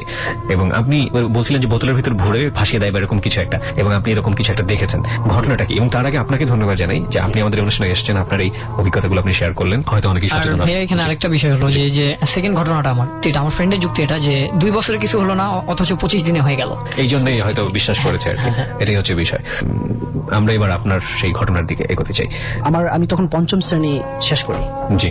এরপরে আমাকে ইসলামিক জগতে আমাকে ভর্তি করা হলো মাদ্রাসায়। তখন কোরআন শরীফ দেখে দেখে পড়তাম, রাতের বেলা 10টার দিকে আমরা শুয়ে পড়তাম। তো আমি অনেক স্টুডেন্টের মুখে অনেক কথাই শুনছি যে এখানে অনেক জিন থাকে, অনেক জিনেরা আমাদের সাথে পড়াশোনা করে। হ্যাঁ, তখন আমি ছোট মানুষ তো অনেক ভয় পেতাম। একদিন রাতে 11টার দিকে আমার ঘুম আসতেছে না, তো হঠাৎ করে দেখি যে আমার পায়ের নিচ দিয়ে অনেক বড় ধরনের একটা বিড়াল আকৃতির একটা কিছু হেঁটে চলে গেল বারান্দায়। আচ্ছা। তো আরেকটা কথা শেয়ার করি, ওই এলাকায় অনেক বানরও থাকে। আচ্ছা আচ্ছা, হ্যাঁ, তো অন্য কিছু বানরও হতে পারে, রাতের বেলা দরজা খোলা ঢুকতে পারে। এটা দেখার পর অনেক ভয়টা আরো বেশি বেড়ে গেল। রাত তখন 12:30, সবাই গভীর ঘুমে মগ্ন, আমি সজাগ।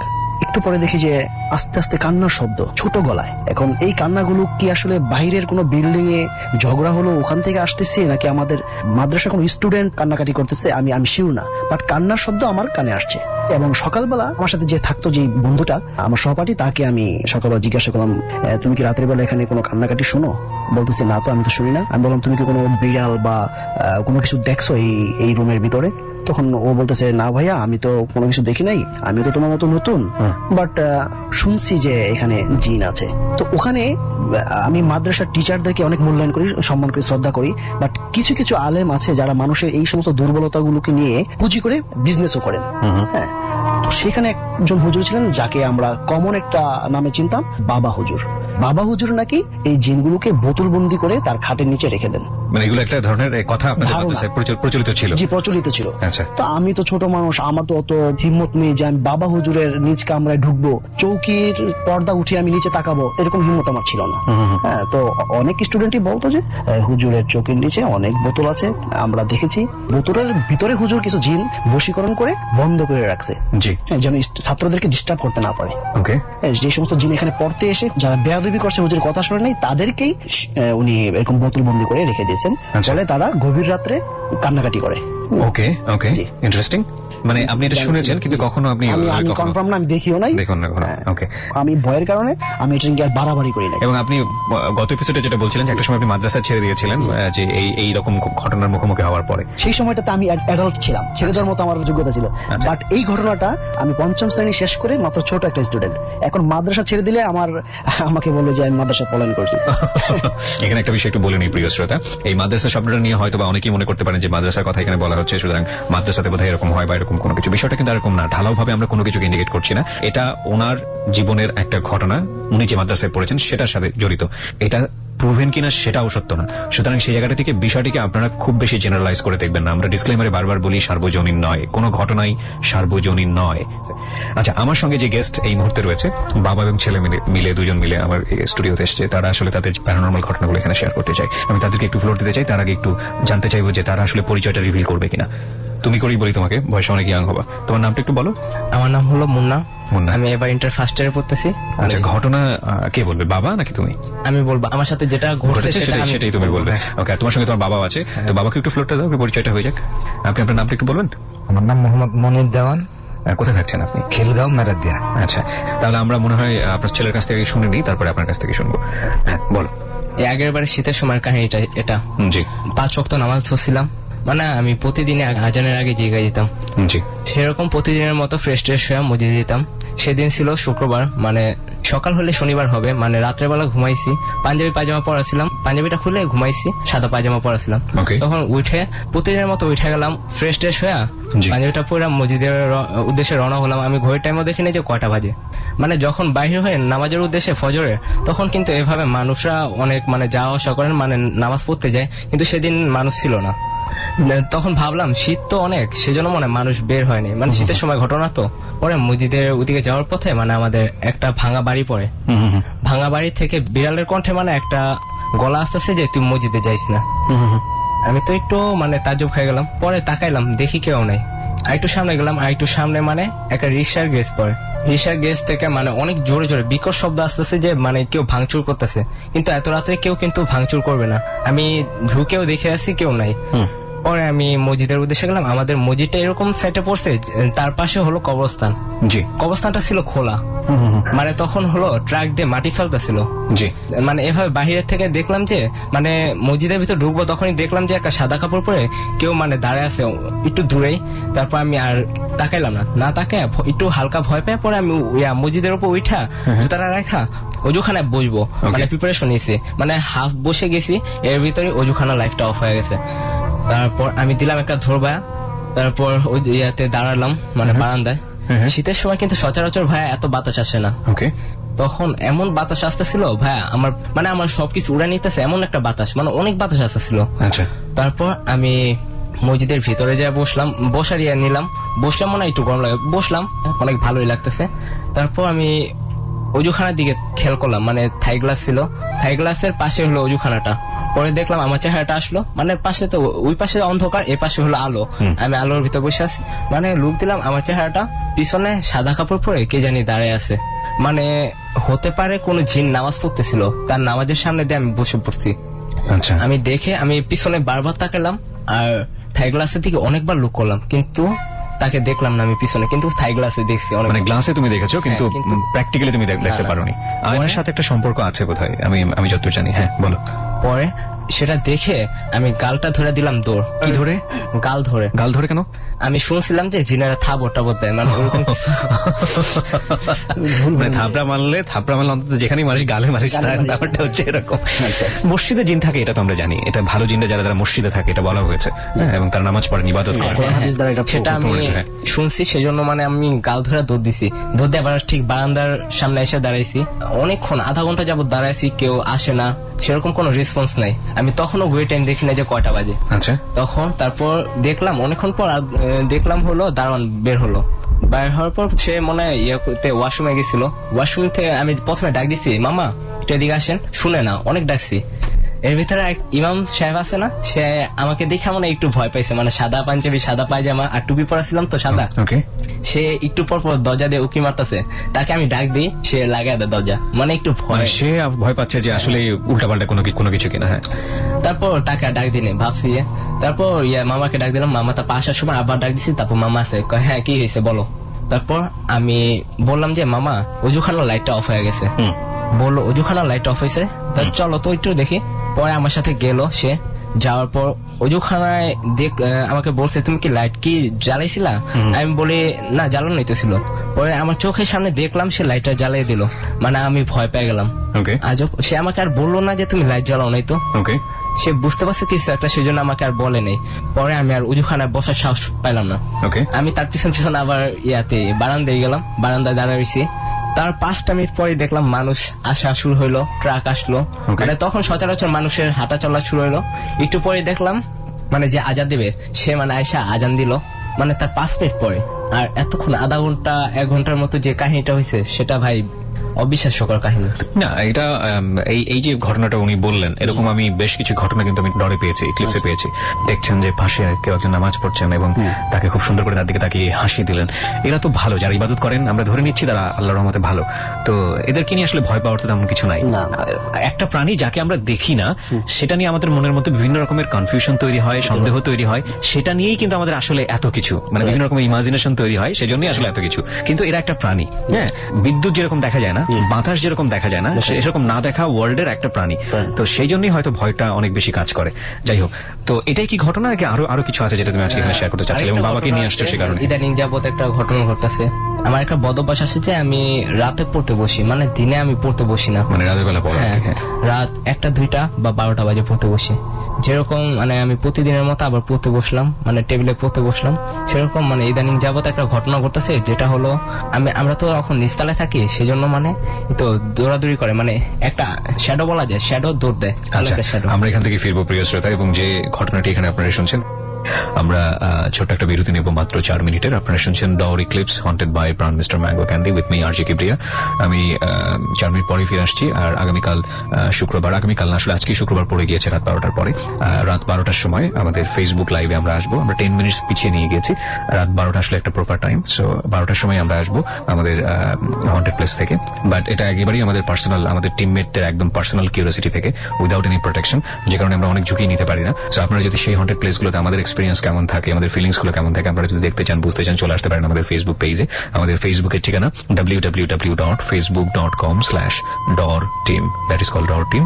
আচ্ছা, খুবই ইম্পর্টেন্ট একটা কথা, সেটা হচ্ছে যে যাহা বলিব সত্য বলিব অনুষ্ঠানটি আপনারা জানেন। এই প্রথমে অনুষ্ঠানটি একটি বই বাজারে আনতে যাচ্ছে, যে বইটি ন্যাশনালি এবং পাশাপাশি আন্তর্জাতিকভাবেও পাবলিশ করার চেষ্টা করা হচ্ছে। বাংলা এবং ইংরেজি মিলিয়ে একটা বই করা হয়েছে। বইটি শুধুমাত্র অ্যাডভান্স বুকিং যারা দেবেন তারা সংগ্রহ করতে পারবেন। বইটির মূল্য ধরা হয়েছে মাত্র 200 টাকা, এবং বইটি সম্পর্কে আমরা যেটা বলছি, জীবনে কোনো ভুল সিদ্ধান্ত নেবার আগে বইটি একবার পড়ে দেখা উচিত। সো আপনি যদি বইটি ঘরে বসে সংগ্রহ করতে চান, ফোন দিতে হবে রকমারি.com-এ। আমাদের ফোন নাম্বারটি হচ্ছে সেক্ষেত্রে 16297। আমি আবারও বলছি 16297। জলদি অর্ডার দিতে হবে, কারণ খুব অল্প সংখ্যক বই আমরা বাজারে নিয়ে আসছি। বইটির মূল্য হচ্ছে 200 টাকা। ফিরে আসছি 4 মিনিট পর। ডর মানে ভয়, haunted by Run, Mr. Mango Candy. Mission impossible to tune out of ABC Radio, FM 89.2. 'Cause that's how we do it. কাঁচা খেয়ে ফেলার ভয়াবহ স্বাদ নিয়ে প্রাণ মিস্টার ম্যাঙ্গো ক্যান্ডি এখন ডরের সাথে। এখন থেকে ডরের মুহূর্তগুলো আরো বেশি কাঁচা এবং টাটকা করতে সাথে রাখো প্রাণ মিস্টার ম্যাঙ্গো ক্যান্ডি, কারণ ডর মানে ভয় আর ক্যান্ডি মানেই প্রাণ মিস্টার ম্যাঙ্গো ক্যান্ডি। কাঁচা খেয়ে ফেলার ভয়াবহ স্বাদ নিয়ে প্রাণ মিস্টার ম্যাঙ্গো ক্যান্ডি এখন ডরের সাথে। এখন থেকে ডরের মুহূর্তগুলো আরো বেশি কাঁচা এবং টাটকা করতে সাথে রাখো প্রাণ মিস্টার ম্যাঙ্গো ক্যান্ডি, কারণ ডর মানে ভয় আর ক্যান্ডি মানেই প্রাণ মিস্টার ম্যাঙ্গো ক্যান্ডি। ভাগো ভাগো ভাগো হেডফোনস কানে দিয়ে ABC Radio ননস্টপ সাথে আছে। ভাগো ভাগো ভাগো হেডফোনস কানে দিয়ে ABC Radio সাথে আছে সব কানে। ABC Radio 89.2 FM ডর এক্লিপস। 4 মিনিট পর আরো একবার আমন্ত্রণ প্রিয় শ্রোতা, আপনারা শুনছেন ডর eclipse haunted by Pran mister mango candy. আমি আজকে কিপ্রিয়া রয়েছে আপনাদের সাথে এবং আমরা কথা না বাড়িয়ে যে গেস্টের কাছে ছিলাম, উনি আসলে ওনার ছেলেকে সাথে করে নিয়ে এসেছেন এখানে স্টোরিটা বলার জন্য। একটু শুনতে চাই। জি, আপনি নামটা যেন কি বলছিলেন? মোহাম্মদ মনির। জি বলুন। একদিন আমার স্ত্রী তার মেয়েকে ঘুমে রেখে 6 বছরের বাচ্চা আর ছেলের বয়স হলো 6 মাস। মানে আপনার এই ছেলে কোলে নিয়ে সে পাকের ঘরে পাক করতেছে। আচ্ছা, 10-15 মিনিট হয়েছে, ঘরে আইছে, বাচ্চা ঘুমলো রাখছে, দোতলা তো পাশে আবার একটা রেন্ডি গাছ আছে। জি, ওখান দিয়ে জালনাটা মেলা, দরজাটা মেলা, যে গরমের দিন বাতাস আসুক। আচ্ছা, আইসা দেখে বাচ্চা ঘরে নেই। ওকে, ভাবলো কি ছোট মানুষ আবার একটু খেলাধুলা করে, মেয়েটা ঘরে নেই। মেয়েটা ঘরে নেই, ছেলে তো ছোট কোলেই। ওকে, এখন ভাবলো কি খাড়ের নিচে ঢুকলো, না খাড়ের নিচে নাই, দরজার চিপায়ও দেখলো নাই, কোন জায়গায় নেই, পুরা বাসাটার ভিতরে নেই। রাত বেজে গেছেন 9টা 9:30 বেজে গেছে। তাহলে কি নানির বাসায় গেল গা? এই বাচ্চা অন্য এক ভাড়াতিয়ার কোলে দিয়া যে বাচ্চাটা একটু রাখো, আমার মেয়েটা মনে হয় নানির বাসায় গেছে। আচ্ছা, বাসায় যাই, মা তোমার বাসায় কি মুন্নি আইছে? না তো মুন্নি তো আসে নাই, তো ঘুমেছিল, গেল কই তাইলে? ওরা তো পাইতাছি না, খোঁজাখুঁজি করে কোনো জায়গায় পাইতাছি না। পরে মনে করেন আধা ঘন্টা পরে বাসায় যায় দেখি যে ও ঘুমে আছে খাড়ে। আচ্ছা, এই আমরা তো অবাক, কি রে এত খোঁজাখুঁজি করলাম ঘরের ভিতরে নাই কোনো জায়গায়, তাই বাচ্চা এলো করতে। এই আমার ঘটনা ছিল। Very interesting. এবং আপনি যখন অফ এয়ারে ছিলাম, আমরা মানে বিরতিতে ছিলাম, তখন আপনি কোনো একটা রাস্তার কোনো একটা ঘটনা বলতেছিলেন যে ওখানে আপনি নিজে থেকে কিছু একটা দেখেছেন। কি সেটা বলেন তো, কোথায় সেটা? সেটা হলো খিলগাঁও ফ্লাইওভার উপরে উত্তর সাইড, ওই ইউটার্নের ভিতরে মনে করেন বহুত গাড়ি অ্যাক্সিডেন্ট হয়েছে, মানুষও মারা গেছে। কি দেখেছেন? আমি নিজে দেখেছি। মনে করেন আমি গাড়ি নিয়ে যাইতাছি, আমার সামনে একটা বাচ্চা ছিল, বাচ্চাটাও দেখছে, আমিও দেখছি। আচ্ছা, তবে পিছনে যারা ছিল সে দেখে নেই। দেখি আমার ঘরে 2টা হাত দিয়া 2 সাইডে তো আমার ঘরে গাড়ি ধরছে, গাড়ির সামনে ছিল আল্লাহুল্লাহ। দেখলাম কি হাতগুলি কাটিয়া গাড়ির ভিতরে ঢুকিয়ে গেল গা। রাতের বেলা না দিনের? রাত 12:30টার মতো। পরে গ্লাসের ভিতরে হাত ঢুকিয়ে গেল গা, এরা খারে রয়েছে। তারপর ওই বাচ্চাটা বলতেছে, আম্মু কিছু দেখছো? আমি তো কাঁপতাছি, কি হইলো? পিস্তি ছেড়াটাই বলতেছে, আম্মু দেখছো কিছু? কয় না। কয় দেখলাম না। 2টা হাত দিয়ে আমাকে গাড়িটা ধরানোর লিগে চেষ্টা করলো। ভাই আমি শিওর প্রশ্ন করতে পারি? আপনি বেসিক্যালি আপনি কি করেন? আপনার পেশা কি? পত্রিকা একটা চাকরি করি। আচ্ছা, প্রায় 20 বছর যাবত ডিউটি করি। পার্শ্ববর্তী যেদিন ড্রাইভার না থাকে আমি নিজে ডিউটি করি। সেদিন আপনি ড্রাইভ করতেছিলেন? হ্যাঁ, ড্রাইভ করতেছিলাম। পিচিটা কি পিছনে ছিল নাকি আপনার? পিচিটা আমার সামনে ছিল। আপনার সাথে? ওটা মনে করেন ইয়া না, পত্রিকার কোনো লোক না। যাই হোক, আপনার সিটের পাশে কি পিচিকে বসায় রাখছিলেন? জি। অনেক সময় পাগলও থাকতে পারে রাস্তাঘাটে, যেই পাগলকে আমরা দিনের বেলা দেখি না। রাইট। হ্যাঁ, তারা অনেক সময় রাতের বেলা কোথাও থেকে আবির্ভূত হয় এবং তাদের অবয়ব একটু লম্বা চরিত্রের হতে পারে। আর হাতরা আমার গাড়ির ভিতর দিয়ে ঢুকিয়া মিশিয়ে গেল। মানুষ হইলে তো পড়িয়া যাবো ছিটকে। 2টা মানুষ এইভাবে গাড়ি আটকাইবো না। গাড়ির ভিতরে হাত ঢুকে গেছে? ঢুকিয়া গ্লাসের ভিতর দিয়ে নাকি? গ্লাস মনে হাতের ভিতর দিয়ে আমার গাড়িটা যাইতেছে গা। গাড়ি স্পিড ছিল তখন কত? নিম্নে 35 ইউটার্ন। তো ইউটার্ন ছিল। ইউটার্ন স্পিড কম থাকে। আচ্ছা, স্পিড কম থাকে। Very interesting. আর ওই জায়গায় মাইক্রো প্রাইভেট অনেক গাড়ি অ্যাক্সিডেন্ট হয়েছে বা লোকও মারা গেছে। না, আমরা কোনো মিথ ছড়াতে চাই না। উনি ওনার একটা এক্সপেরিয়েন্স বললেন। আমি নিজে ওই ফ্লাইওভারে বহুবার গিয়েছি, আমার কোনো কিছু হয়নি, আল্লাহর রহমতে। আমারও হয়নি। সেটাকে কোনো মিথ ছড়াতে। আমি রাত 2টা বাজে যাই এখনো। গেলে ওই জায়গায় গেলে আমি 10 বা 15 কিলোতে আমার গাড়ি থাকে। একদম স্লো, একদম স্লো। যে আমার কোন অবস্থাতে যদি সে আক্রমণ করে যে না ফেলাইতে পারে। তবে আমার ওই যে স্টাফটা আছে, সেই স্টাফটা জানে যে এই অবস্থা পড়ছি, এই কারণে আমি খুব আস্তে। ওই যে হাতটা ভিতরে দিল, হ্যাঁ, তার হাতটা কেটে গেছিল নাকি? এরকম কিছু কেটে যায় না, গাড়ির ভিতরে মনে করেন মিশিয়ে গেল, মানে ওখানে উদা হয়ে গেল। চোখের একটা ভেলকি হতে পারে। কিন্তু উনি যেটা বলছে যে ছোট একটা বাচ্চা ছিল, সে বোধহয় জিজ্ঞেস করছিল যে আম্মা কিছু দেখছো কিনা। ও ফেলে নিচেই বাসা ওদের। না এটা কি মানে হক ভাই, আমি যেটা বুঝি যে আসলে এই ঘটনাগুলো তো আসলে সার্বজনীন না, মানে ওইখানে গিয়ে সবাই এরকম এক্সপেরিয়েন্স করে না। যার জীবনে আসলে ঘটে সেই আসলে বুঝতে পারে যে ব্যাপারগুলো কি। আধা মিনিট বা 1 মিনিটের ঘটনা। তো ওই যে টাইমিংটা বলছেন, ওই টাইমিংটাতে আপনার জিনের চলাফেরা থাকে।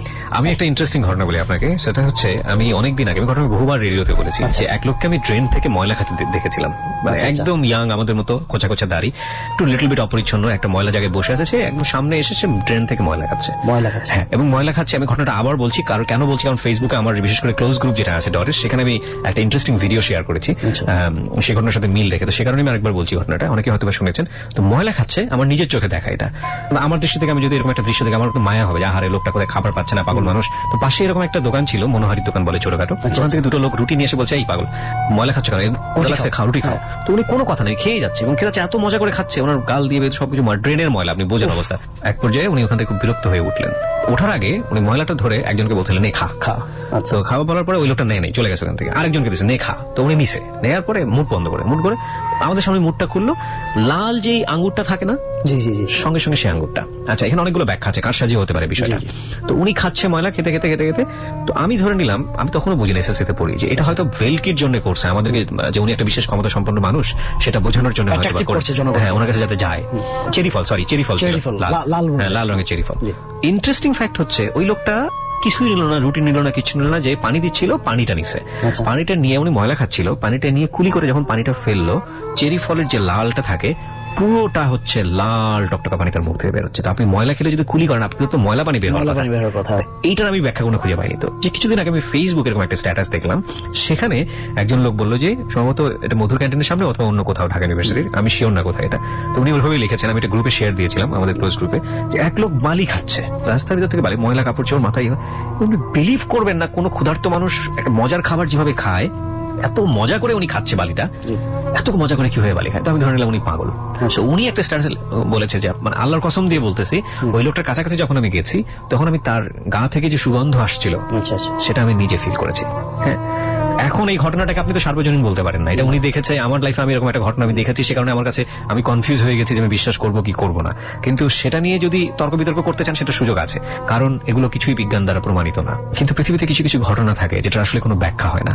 সত্যি সত্যি নিজের জায়গা থেকে যে আসলে এক্সপেরিয়েন্স করে, সেই আসলে বুঝতে পারে যে আসলে কতটা ডিফিকাল্ট এই জিনিসগুলো। আর আমি ওই জায়গায় জিজ্ঞাসা করছিলাম, অনেক মুরব্বীরা থাকে তো, বহু বছর ধরে ওই জায়গায় থাকে, বিশ্বরোড আগে ছিল না, আগে ওই জায়গায় 71-এর পরে যে মানুষগুলি মারছে না, জি, মানুষ মারিয়া ওই জায়গায় মানুষগুলি ফালাইতো। আচ্ছা আচ্ছা, মানে সে কারণে আপনি যেটা বলতে চাচ্ছেন যে হয়তো অন্যরকম কিছু একটা খারাপ কোনো আত্মা বা কিছু একটা থাকলেও এরকম কারণে এমন হইতে পারে। আচ্ছা, অনেক ধন্যবাদ আপনাকে, ধন্যবাদ আপনার ছেলে যিনি এসেছেন তার থেকেও ধন্যবাদ। প্রিয় শ্রোতা, আমরা আরেকটি ঘটনার মুখোমুখি হব, আরেকজন গেস্টকে আমরা ইনভাইট করছি এই মুহূর্তে।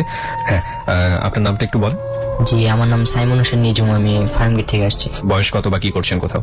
স্টাডি করছি। আসলে কি বলতে চান, মানে কেনই বা আমাদের এখানে আসলেন, স্টোরিটা আসলে কি, গল্পটা আসলে কি? নানুর মুখ থেকে শুনছি আর কি। বলেন আপনি। হ্যাঁ, মামা ইন্ডিয়াতে যায় আর কি। জি। তো নানু নামাজ পড়তেছে, নানু হঠাৎ করে পিছনে ঘুরে দেখতেছে কি যে আমার ওই মামার চেহারা ধরে কেউ একজন এসে দাঁড়ায় রয়েছে, মানে নানুকে একটু উকি মারতেছে।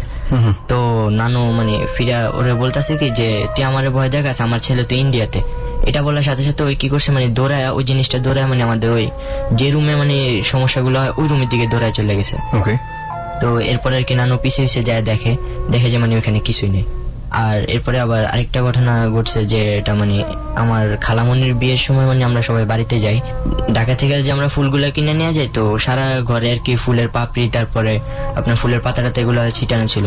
তো আমার নানা কি করে, উনি ব্যবসায়ের কাজে আর কি একটু ঢাকাতে ছিল একদিন, তো উনি ঘরেও থাকেনি, ওই কার থেকে জানি টাকা আনছিল 1-2 লাখ এরকম, আইনা কি করছে, ওই টেবিলের নিচে রেখে দরজাটা লাগাই দেওয়া চলে গেছে। তো উনিও দেখছে যে মানে ঘরের ভিতরে পাতা পড়া ছিল, উনি আর এগুলা কেয়ার করেনি, দরজাটা লাগায় উনিও বাড়িতে চলে গেছে, যেহেতু মেয়ের বিয়ে। তো আমরা প্রায় 1-2 সপ্তাহ পরে বাড়ি থেকে আসছি, আইসা দেখি যে মানে আমাদের পুরা ঘর পরিষ্কার, এমনকি ভাই আমাদের মানে খাটগুলা যে অগোছালো ছিল, আমাদের বিছানা চাদরগুলা ওগুলা পর্যন্ত আমাদের গোছানো। তারপরে আমরা লক্ষ্য করলাম যে ওই পাতাগুলা পাকের রুমের ময়লার যে ডাস্টবিনটা থাকে ওইটার ভিতরে ওই পাতাগুলা। তো মানে পুরো আমাদের সবাই অবাক হয়ে যায় যে আসলে এটা কি কারণে ঘটছে। আরও কিছু ঘটনা আছে, প্রায় রাত্রে আপনাদের যে ডরের যে আগের এপিসোড গুলো আছে ওগুলো আমি ডাউনলোড করে রাত্রে শুনি। তো ওই দিনও ঠিক আমার এরকমই ছিল, আমি বালিশের নিচে হেডফোনটা আর মোবাইলটা রেখে আমি ওয়াশরুমে যে ফ্রেশ হওয়ার জন্য, তো আইসা দেখি আমার হেডফোনটা নেই কিন্তু মোবাইলটা আছে। তো আমি ভাবলাম যে হয়তো আম্মু নিয়ে গেছে, আমি প্রত্যেকদিন ইয়া শুনে দেখে হয়তো এই কারণে নিয়ে গেছে বিরক্ত হয়ে। হ্যাঁ জি। তো আর আম্মুরে জিজ্ঞেস করে নিয়ে আমি ঘুমায় গেছি। মানে ঘুম ভাঙার পরে দেখি যে আমার মানে পায়ের নিচে হেডফোনটা ঠিক যেভাবে বালিশের নিচে রাখছিলাম ওইভাবে।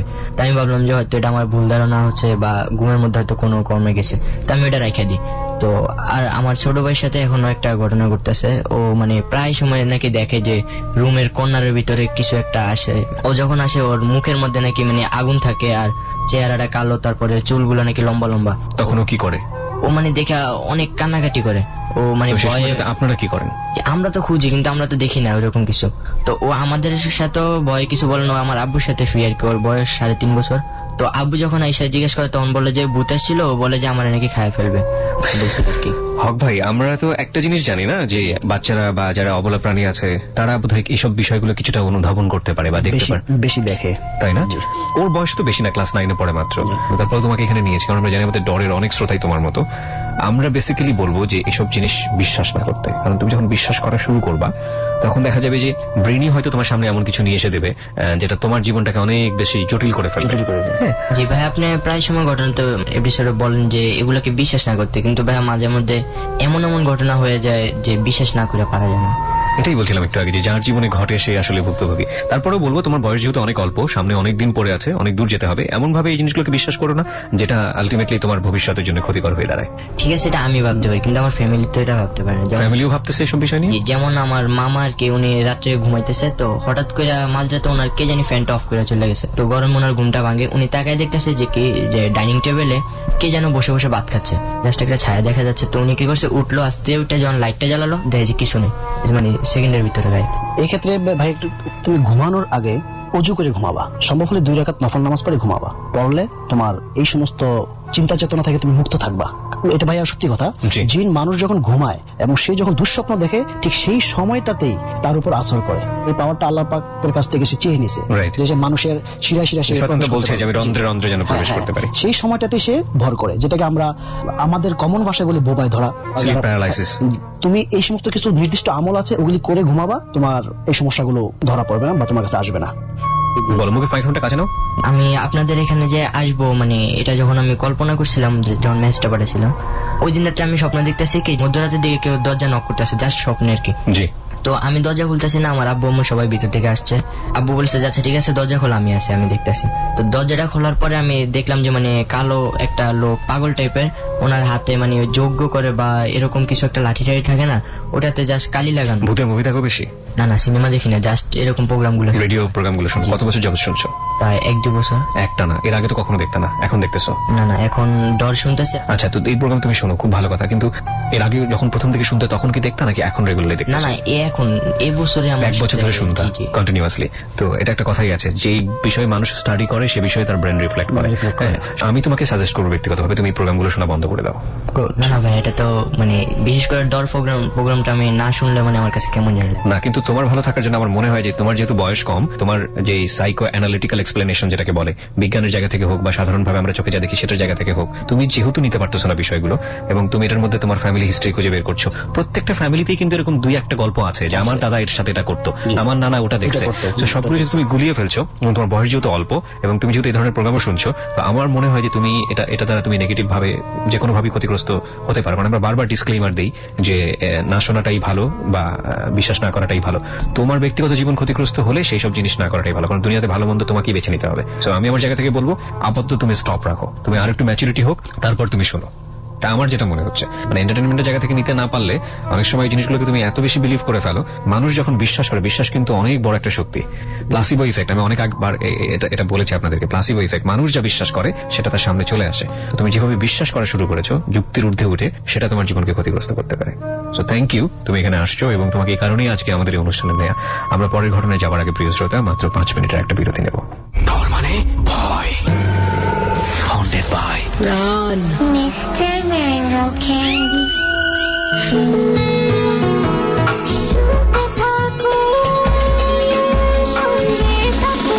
ABC Radio.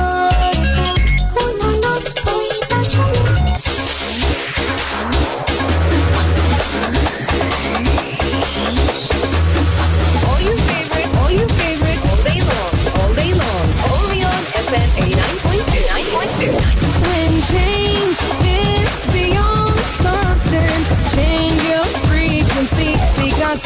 tuned to ABC. Stay constantly tuned to ABC. ABC. 89.2 FM. ডর এক্লিপস।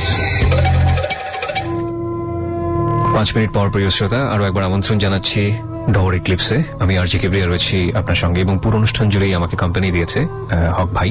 তিনি হচ্ছেন আমিনুল হক। উনি আমার সঙ্গে আছেন। গত সপ্তাহে ওনার বেশ কিছু স্টোরি আমার কাছে খুব ইন্টারেস্টিং লেগেছিল, সেই জায়গা থেকে ওনাকে আজকে ইনভাইট করা। এবং আমার মনে হয় যে ওনার যে স্টোরিগুলো আছে ওনার লাইফ জুড়েই আপনারা জানলে বুঝতে পারবেন যে আসলে একটা মানুষের সাথে কত রকমের ভৌতিক ঘটনা ঘটতে পারে। যাই হোক, আমরা সিরিয়াল বাই সিরিয়াল জানার চেষ্টা করব। আর আমাদের সাথে আজকের অনুষ্ঠানের একেবারে শেষের দিকে এসে একজন গেস্টকে আমরা পেয়েছি, তার সঙ্গে একটু পরিচিত হতে চাই। নাম মোহাম্মদ আদিজুজ্জামান, দিনাজপুর আমার গ্রামের বাসা। বাই প্রফেশন ছোট করে বিজনেস সঙ্গে জড়িত আছি। বিজনেস করছেন? ধন্যবাদ জানাই ডট টিমকে আমাকে সিলেক্ট করার জন্য। আমি আমার জীবনের সঙ্গে ঘটে যাওয়া কিছু প্যারানর্মাল ঘটনা শেয়ার করতে চাই সবার সাথে। নিশ্চয়ই নিশ্চয়ই। তো 2-3 বছর আগের ঘটনা বলছি। তো সেখানে রাতে সাধারণত আমি লাইট অফ করে ঘুমাতে পছন্দ করি।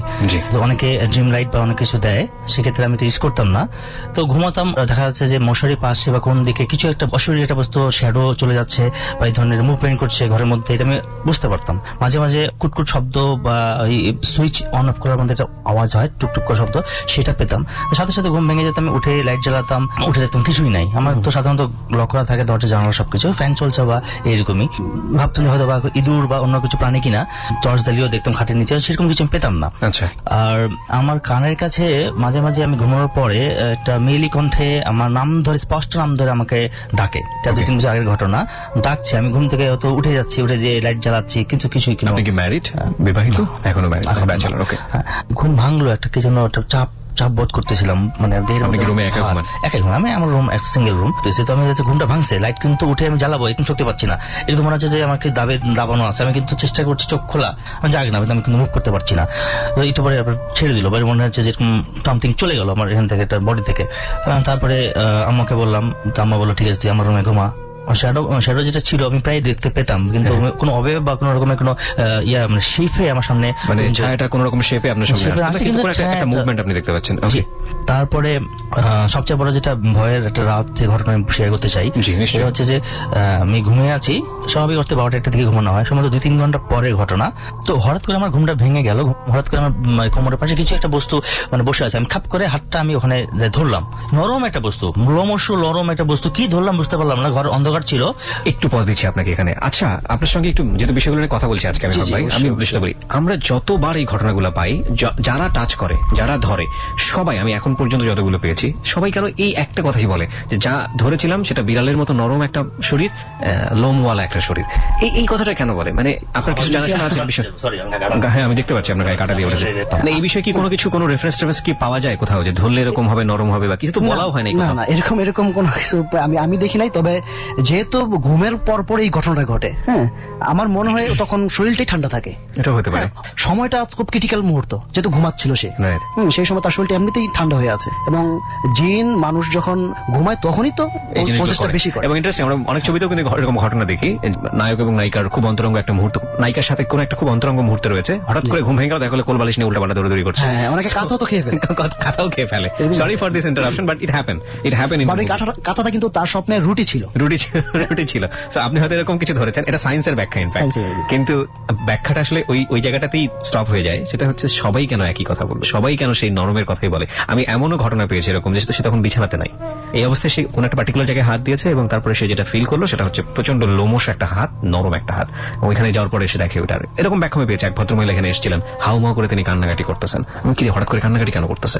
বলে যে ভাইয়া উনি ভয় পাচ্ছেন, উনি ওটা মনে করতে গিয়ে ভয় পাচ্ছেন। সেম ঘটনা দেখেন, উনি যখন বললো বিষয়টা, ওনার গা কিন্তু শিউরে উঠেছে। তো এটাই আসলে যারা বলে, তারা ফিল করে, তারা আসলে জানে তাদের জীবনে এগুলো কত ভয়াবহ ঘটনা।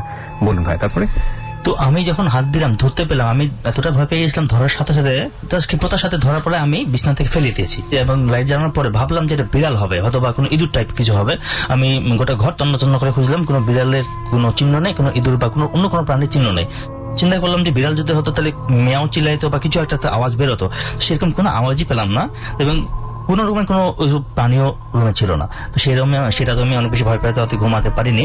পরে বাবা মার সঙ্গে শেয়ার করি ব্যাপারটা, তাদের রুমে আমাকে কিছুদিন থাকতে রাজি হলো। তার কিছুদিন পরে আমাদের বাসায় গেস্ট আসে গ্রাম থেকে, আমার রুমে তাকে থাকতে দেওয়া হয়, আমি অন্য রুমে ছিলাম। তো সেই রুমে নাকি তাকে রাতে ঘুমোতে দেওয়া হয়নি, সামথিং রং হয়েছে, কি হয়েছে সে আর বলে নাই, যে তাকে ডিস্টার্ব করছে কিছু একটা। তো রাত বিরাতে তখন কয়টা, সে মানে ফজর নামাজ পড়তে উঠেছে, আব্বা উঠেছে ফজর নামাজ পড়তে, তখন আব্বাকে বলে যে মামা আপনাদের বাসাতে কিছু এরকম আছে নাকি। তো আব্বা স্বাভাবিক অর্থেই পাশ কাটিয়ে যায় কথাটা, কিন্তু আমরা ব্যাপারটা আর কি রিয়েলাইজ করি, এবং বাইরে থেকেও যারা গেস্ট তাদের ঘটনা ঘটেছে। আচ্ছা, ওই পার্টিকুলার রুমটাতেই? আমার রুমটাতে। আমি রুমের কি কোনো স্টোরি আছে, গল্প আছে যে রুমে কোনো ঘটনা ঘটেছিল যার পর থেকে এরকম ঘটনা? আমরা শুনি না, বাড়িটা কেনা ছিল। আপনারা কিনেছিলেন বাড়িটা? বাসাটা কিনেছি বিফোর 90s-এ। তার ভাষ্য মতে যে অনেকদিন আগে ওই এলাকাটা হিন্দু মন্দির ছিল, বলি টুলি দেওয়া হতো।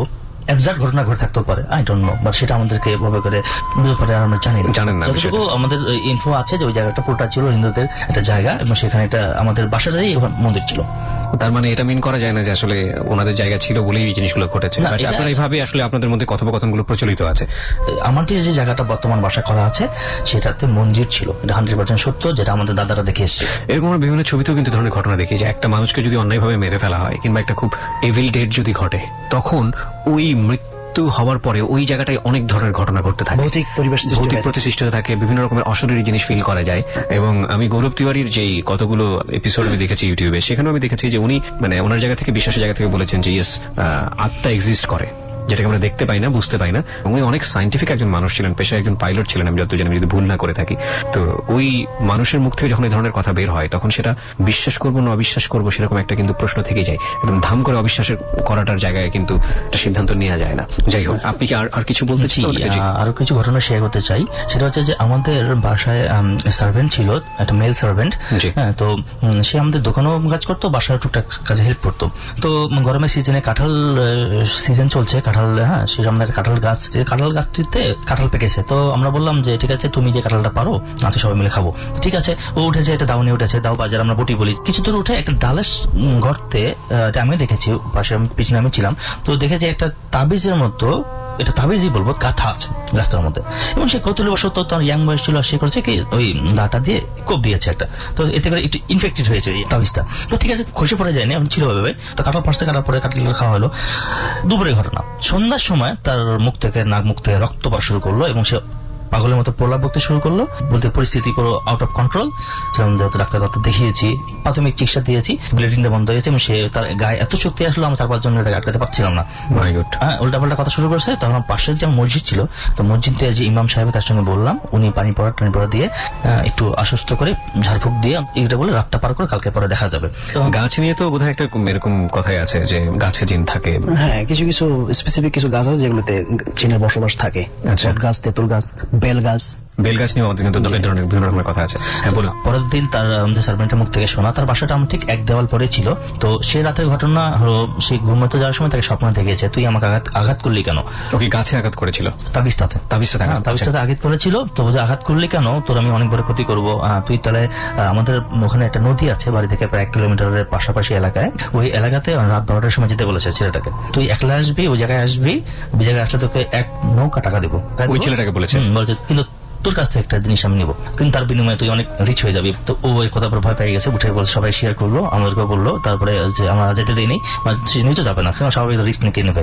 তো পরের দিন এটা ঘটনা হুজুরকে বললাম, হুজুর, আরো বড় হুজুর আসলো, আমাদের মৌলানা সাহেব, প্রসিদ্ধ লোক, উনি এসে বেশ কিছু মেডিটেটর দিয়েছে, হ্যাঁ, কিছু রিচুয়াল করেছে। রিচুয়াল করার পরে আস্তে আস্তে সে মোটামুটি ওখান থেকে বের হয়ে আসতে পারছে। তার মানে সে ওই যে স্বপ্ন দেখিয়েছিল সেখানে সে যায়নি, এবং সে আস্তে আস্তে তার এই সমস্যাগুলো আস্তে আস্তে। এই ধরনের কথা কিন্তু গ্রাম বাংলায় অনেক প্রচলিত আছে, এটা দিব, তার বিনিময়ে এটা নিব, তোর বাচ্চাকে নিব, এটা করবি, ভোগ দেওয়া, একটা ভোগ দিবি আমার জন্য। হ্যাঁ, এই ধরনের কথাবার্তা কিন্তু প্রচুর প্রচলিত বেশি। তো এটা হচ্ছে আমার জীবনের সাথে ঘটে যাওয়া আরেকটি মানে সত্য ঘটনা, যেটা শেয়ার করতে চাই। আমি ঢাকাতে তখন চাকরি করছি, তখন এক রাতে ঘুমিয়েছি। তো হঠাৎ করে আমার মানে স্বপ্নে আমি দেখছি যে আমাকে একটা মহিলা আকৃতি, মানে ওয়াইবাব নিয়ে আসছে, এবার ওয়াইবাব নিয়ে মহিলা আকৃতি আমাকে টেনে এসে এক জায়গায় নিয়ে যাচ্ছে। কোন যে জায়গায় নিয়ে যাচ্ছে আমি জায়গাটা চিনছি না। দেখতে খুবই সুন্দর, চুলগুলো বেশ বড় বড়। তার সঙ্গে ধস্তাধস্তি করতেছে যে আমি যাবো না, কিন্তু আমাকে কোনোভাবে আমি তার সঙ্গে শক্তিতে পেরে উঠছি না। আমাকে টেনে এসে নিয়ে গেল তার এলাকায় যাই দেখি অপরিচিত পরিবেশ, এবং সেখানে দেখছি যে মনে করেন যে পুরো বিশাল বড় বড় গেট, বড় বড় থালাতে ফলমূল রাখা, অনেক কিছু সোনা দানা রাখা। তো আমাকে সে নিয়ে গেল পুরো এলাকা থেকে চাই আমাকে এসে বলতে তুমি থাকো এখানে, হ্যাঁ, তো আমি কোনোভাবে থাকবো না। আর পাশাপাশি দেখলাম আরো দুই একটা এরকম সুন্দর সুন্দর যুবতী মেয়ে আসলো, এসে আমাকে হাত পা ধরলো, আমাকে একটা ফল জাতীয় কিছু খাওয়াই দিল। আমি খাবো না, কোনোভাবে খাবো না, আমাকে আপেল সদৃশ্য একটা ফল স্পষ্ট মনে আছে, আমাকে খাওয়াই দিল। খাওয়া দাওয়ার পরে মনে করেন যে বলতে গেলে ওকে, হ্যাঁ বলেন, সমস্যা নেই। একটু মানে একটু ব্যাপারটা একটু ডিফারেন্ট, আমি বুঝতে পেরেছি আপনি কি বলতে চাচ্ছেন। হ্যাঁ, তো তারপরে কি হলো? তারপরে কিছুক্ষণ পরে কার্য সম্পাদন করার পরে তখন ছুটে ফেলার মতো ফেলাই দিল এরকম কিছু একটা, যে আমি বিছনাতে আমি লাফতে উঠলাম, এরকম ফেলাই দিল, এরকম ফেলা দেওয়ার পর ঘুম ভাঙলো। তো সেই রাতে আমি অনেক বেশি ভয় পেয়েছিলাম, এবং এই ধরনের প্রথম একটা এক্সপিরিয়েন্স হলো। কোনোভাবেই আমার শক্তিতে আমি তাদের সাথে পারিনি, আচ্ছা, এটা তো আমাদের ইয়েতেও বলা আছে বোধহয় যে জিনরা বেসিক্যালি, যে শুনেছি এরকম যে এটাকে বলে লাস্টফুল লাভ, মানে ভালোবাসাটা থাকে কামোদ্রিক, যেটাকে বলে এটাই বেশি থাকে, এটা বেশি থাকে। এটা কি ছেলেদের প্রতিও হতে পারে জিনিসটা? মেয়ে জিন যারা, তারাই ছেলেদের প্রতি, যে ছেলেকে তারা পছন্দ করে তাদের প্রতি প্রজেস্ট করে, আকৃষ্ট হয়। আবার ওদিকে ছেলে জিন যারা, তারা বেসিক্যালি মেয়েদের প্রতি হয়, তখন তাদেরকে ইসলামের পথ থেকে সরানোর চেষ্টা করে। আচ্ছা, ওরা একটু উগ্র থাকে।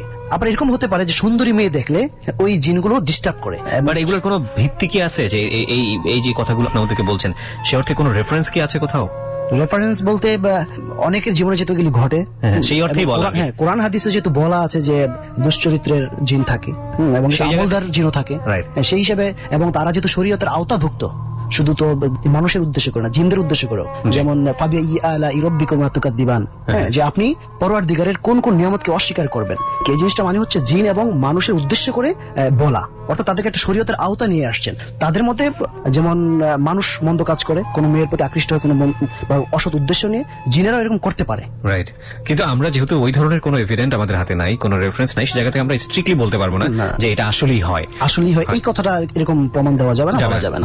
আপনার জীবনে ঘটেছে বলে। হ্যাঁ, আপনি বলুন। আপনার সর্বশেষ আমি একটা কথা বলে আমার বক্তব্য শেষ করতে চাই। 3 থেকে 4 মাস আগে ঢাকাতে থাকা হয়, রুমে ঘুমাচ্ছি, এমন সময় সবই দরজা জানালা রুমে বন্ধ, লাইট অফ, সম্ভবত 3 থেকে 4টা বাজে, এমন মানে বিফোর ফজরের ওয়াক্ত। আমার ঘুমটা ভেঙে যায়, আমি দেখি যে আমার দরজার পাশে একটা সাদা কাপড় পরিহিত একটা সুন্দরী যুবতী মেয়ে আমাকে ডাকছে, আয় আয়। চোখ দিয়ে তাকাইলাম, তো লাফতে উঠলাম, উঠে দেখলাম যে ও চলে গেল। আমি লাইট জ্বালালাম, পাশে পানি খাইলাম, মানে আমি এতটাই ভয় পেয়ে গেছিলাম। চোখ খুলে, এমন না যে ঘুমের মধ্যে, এই কিন্তু আমার একদম বাস্তবে দেখা। তো আমি তারপর থেকে মানে সত্যি মানে অনেক বেশি ভীত হয়ে গেছিলাম এটা দেখার পরে। এবং এটা এই রিসেন্ট ঘটনা বলতে গেলে মাত্র 3 মাস আগের ঘটনা। ওকে, কিছু কোয়েশ্চেন করতে চাই আপনাকে, যদি আপনি অনুমতি দেন প্লিজ। আপনি কি কোনো রিলেশনশিপে আছেন এখন? কোনো রিলেশনশিপে নেই? কোনো রিলেশনশিপের কোনো ব্যাড এক্সপিরিয়েন্স কি আপনার আছে?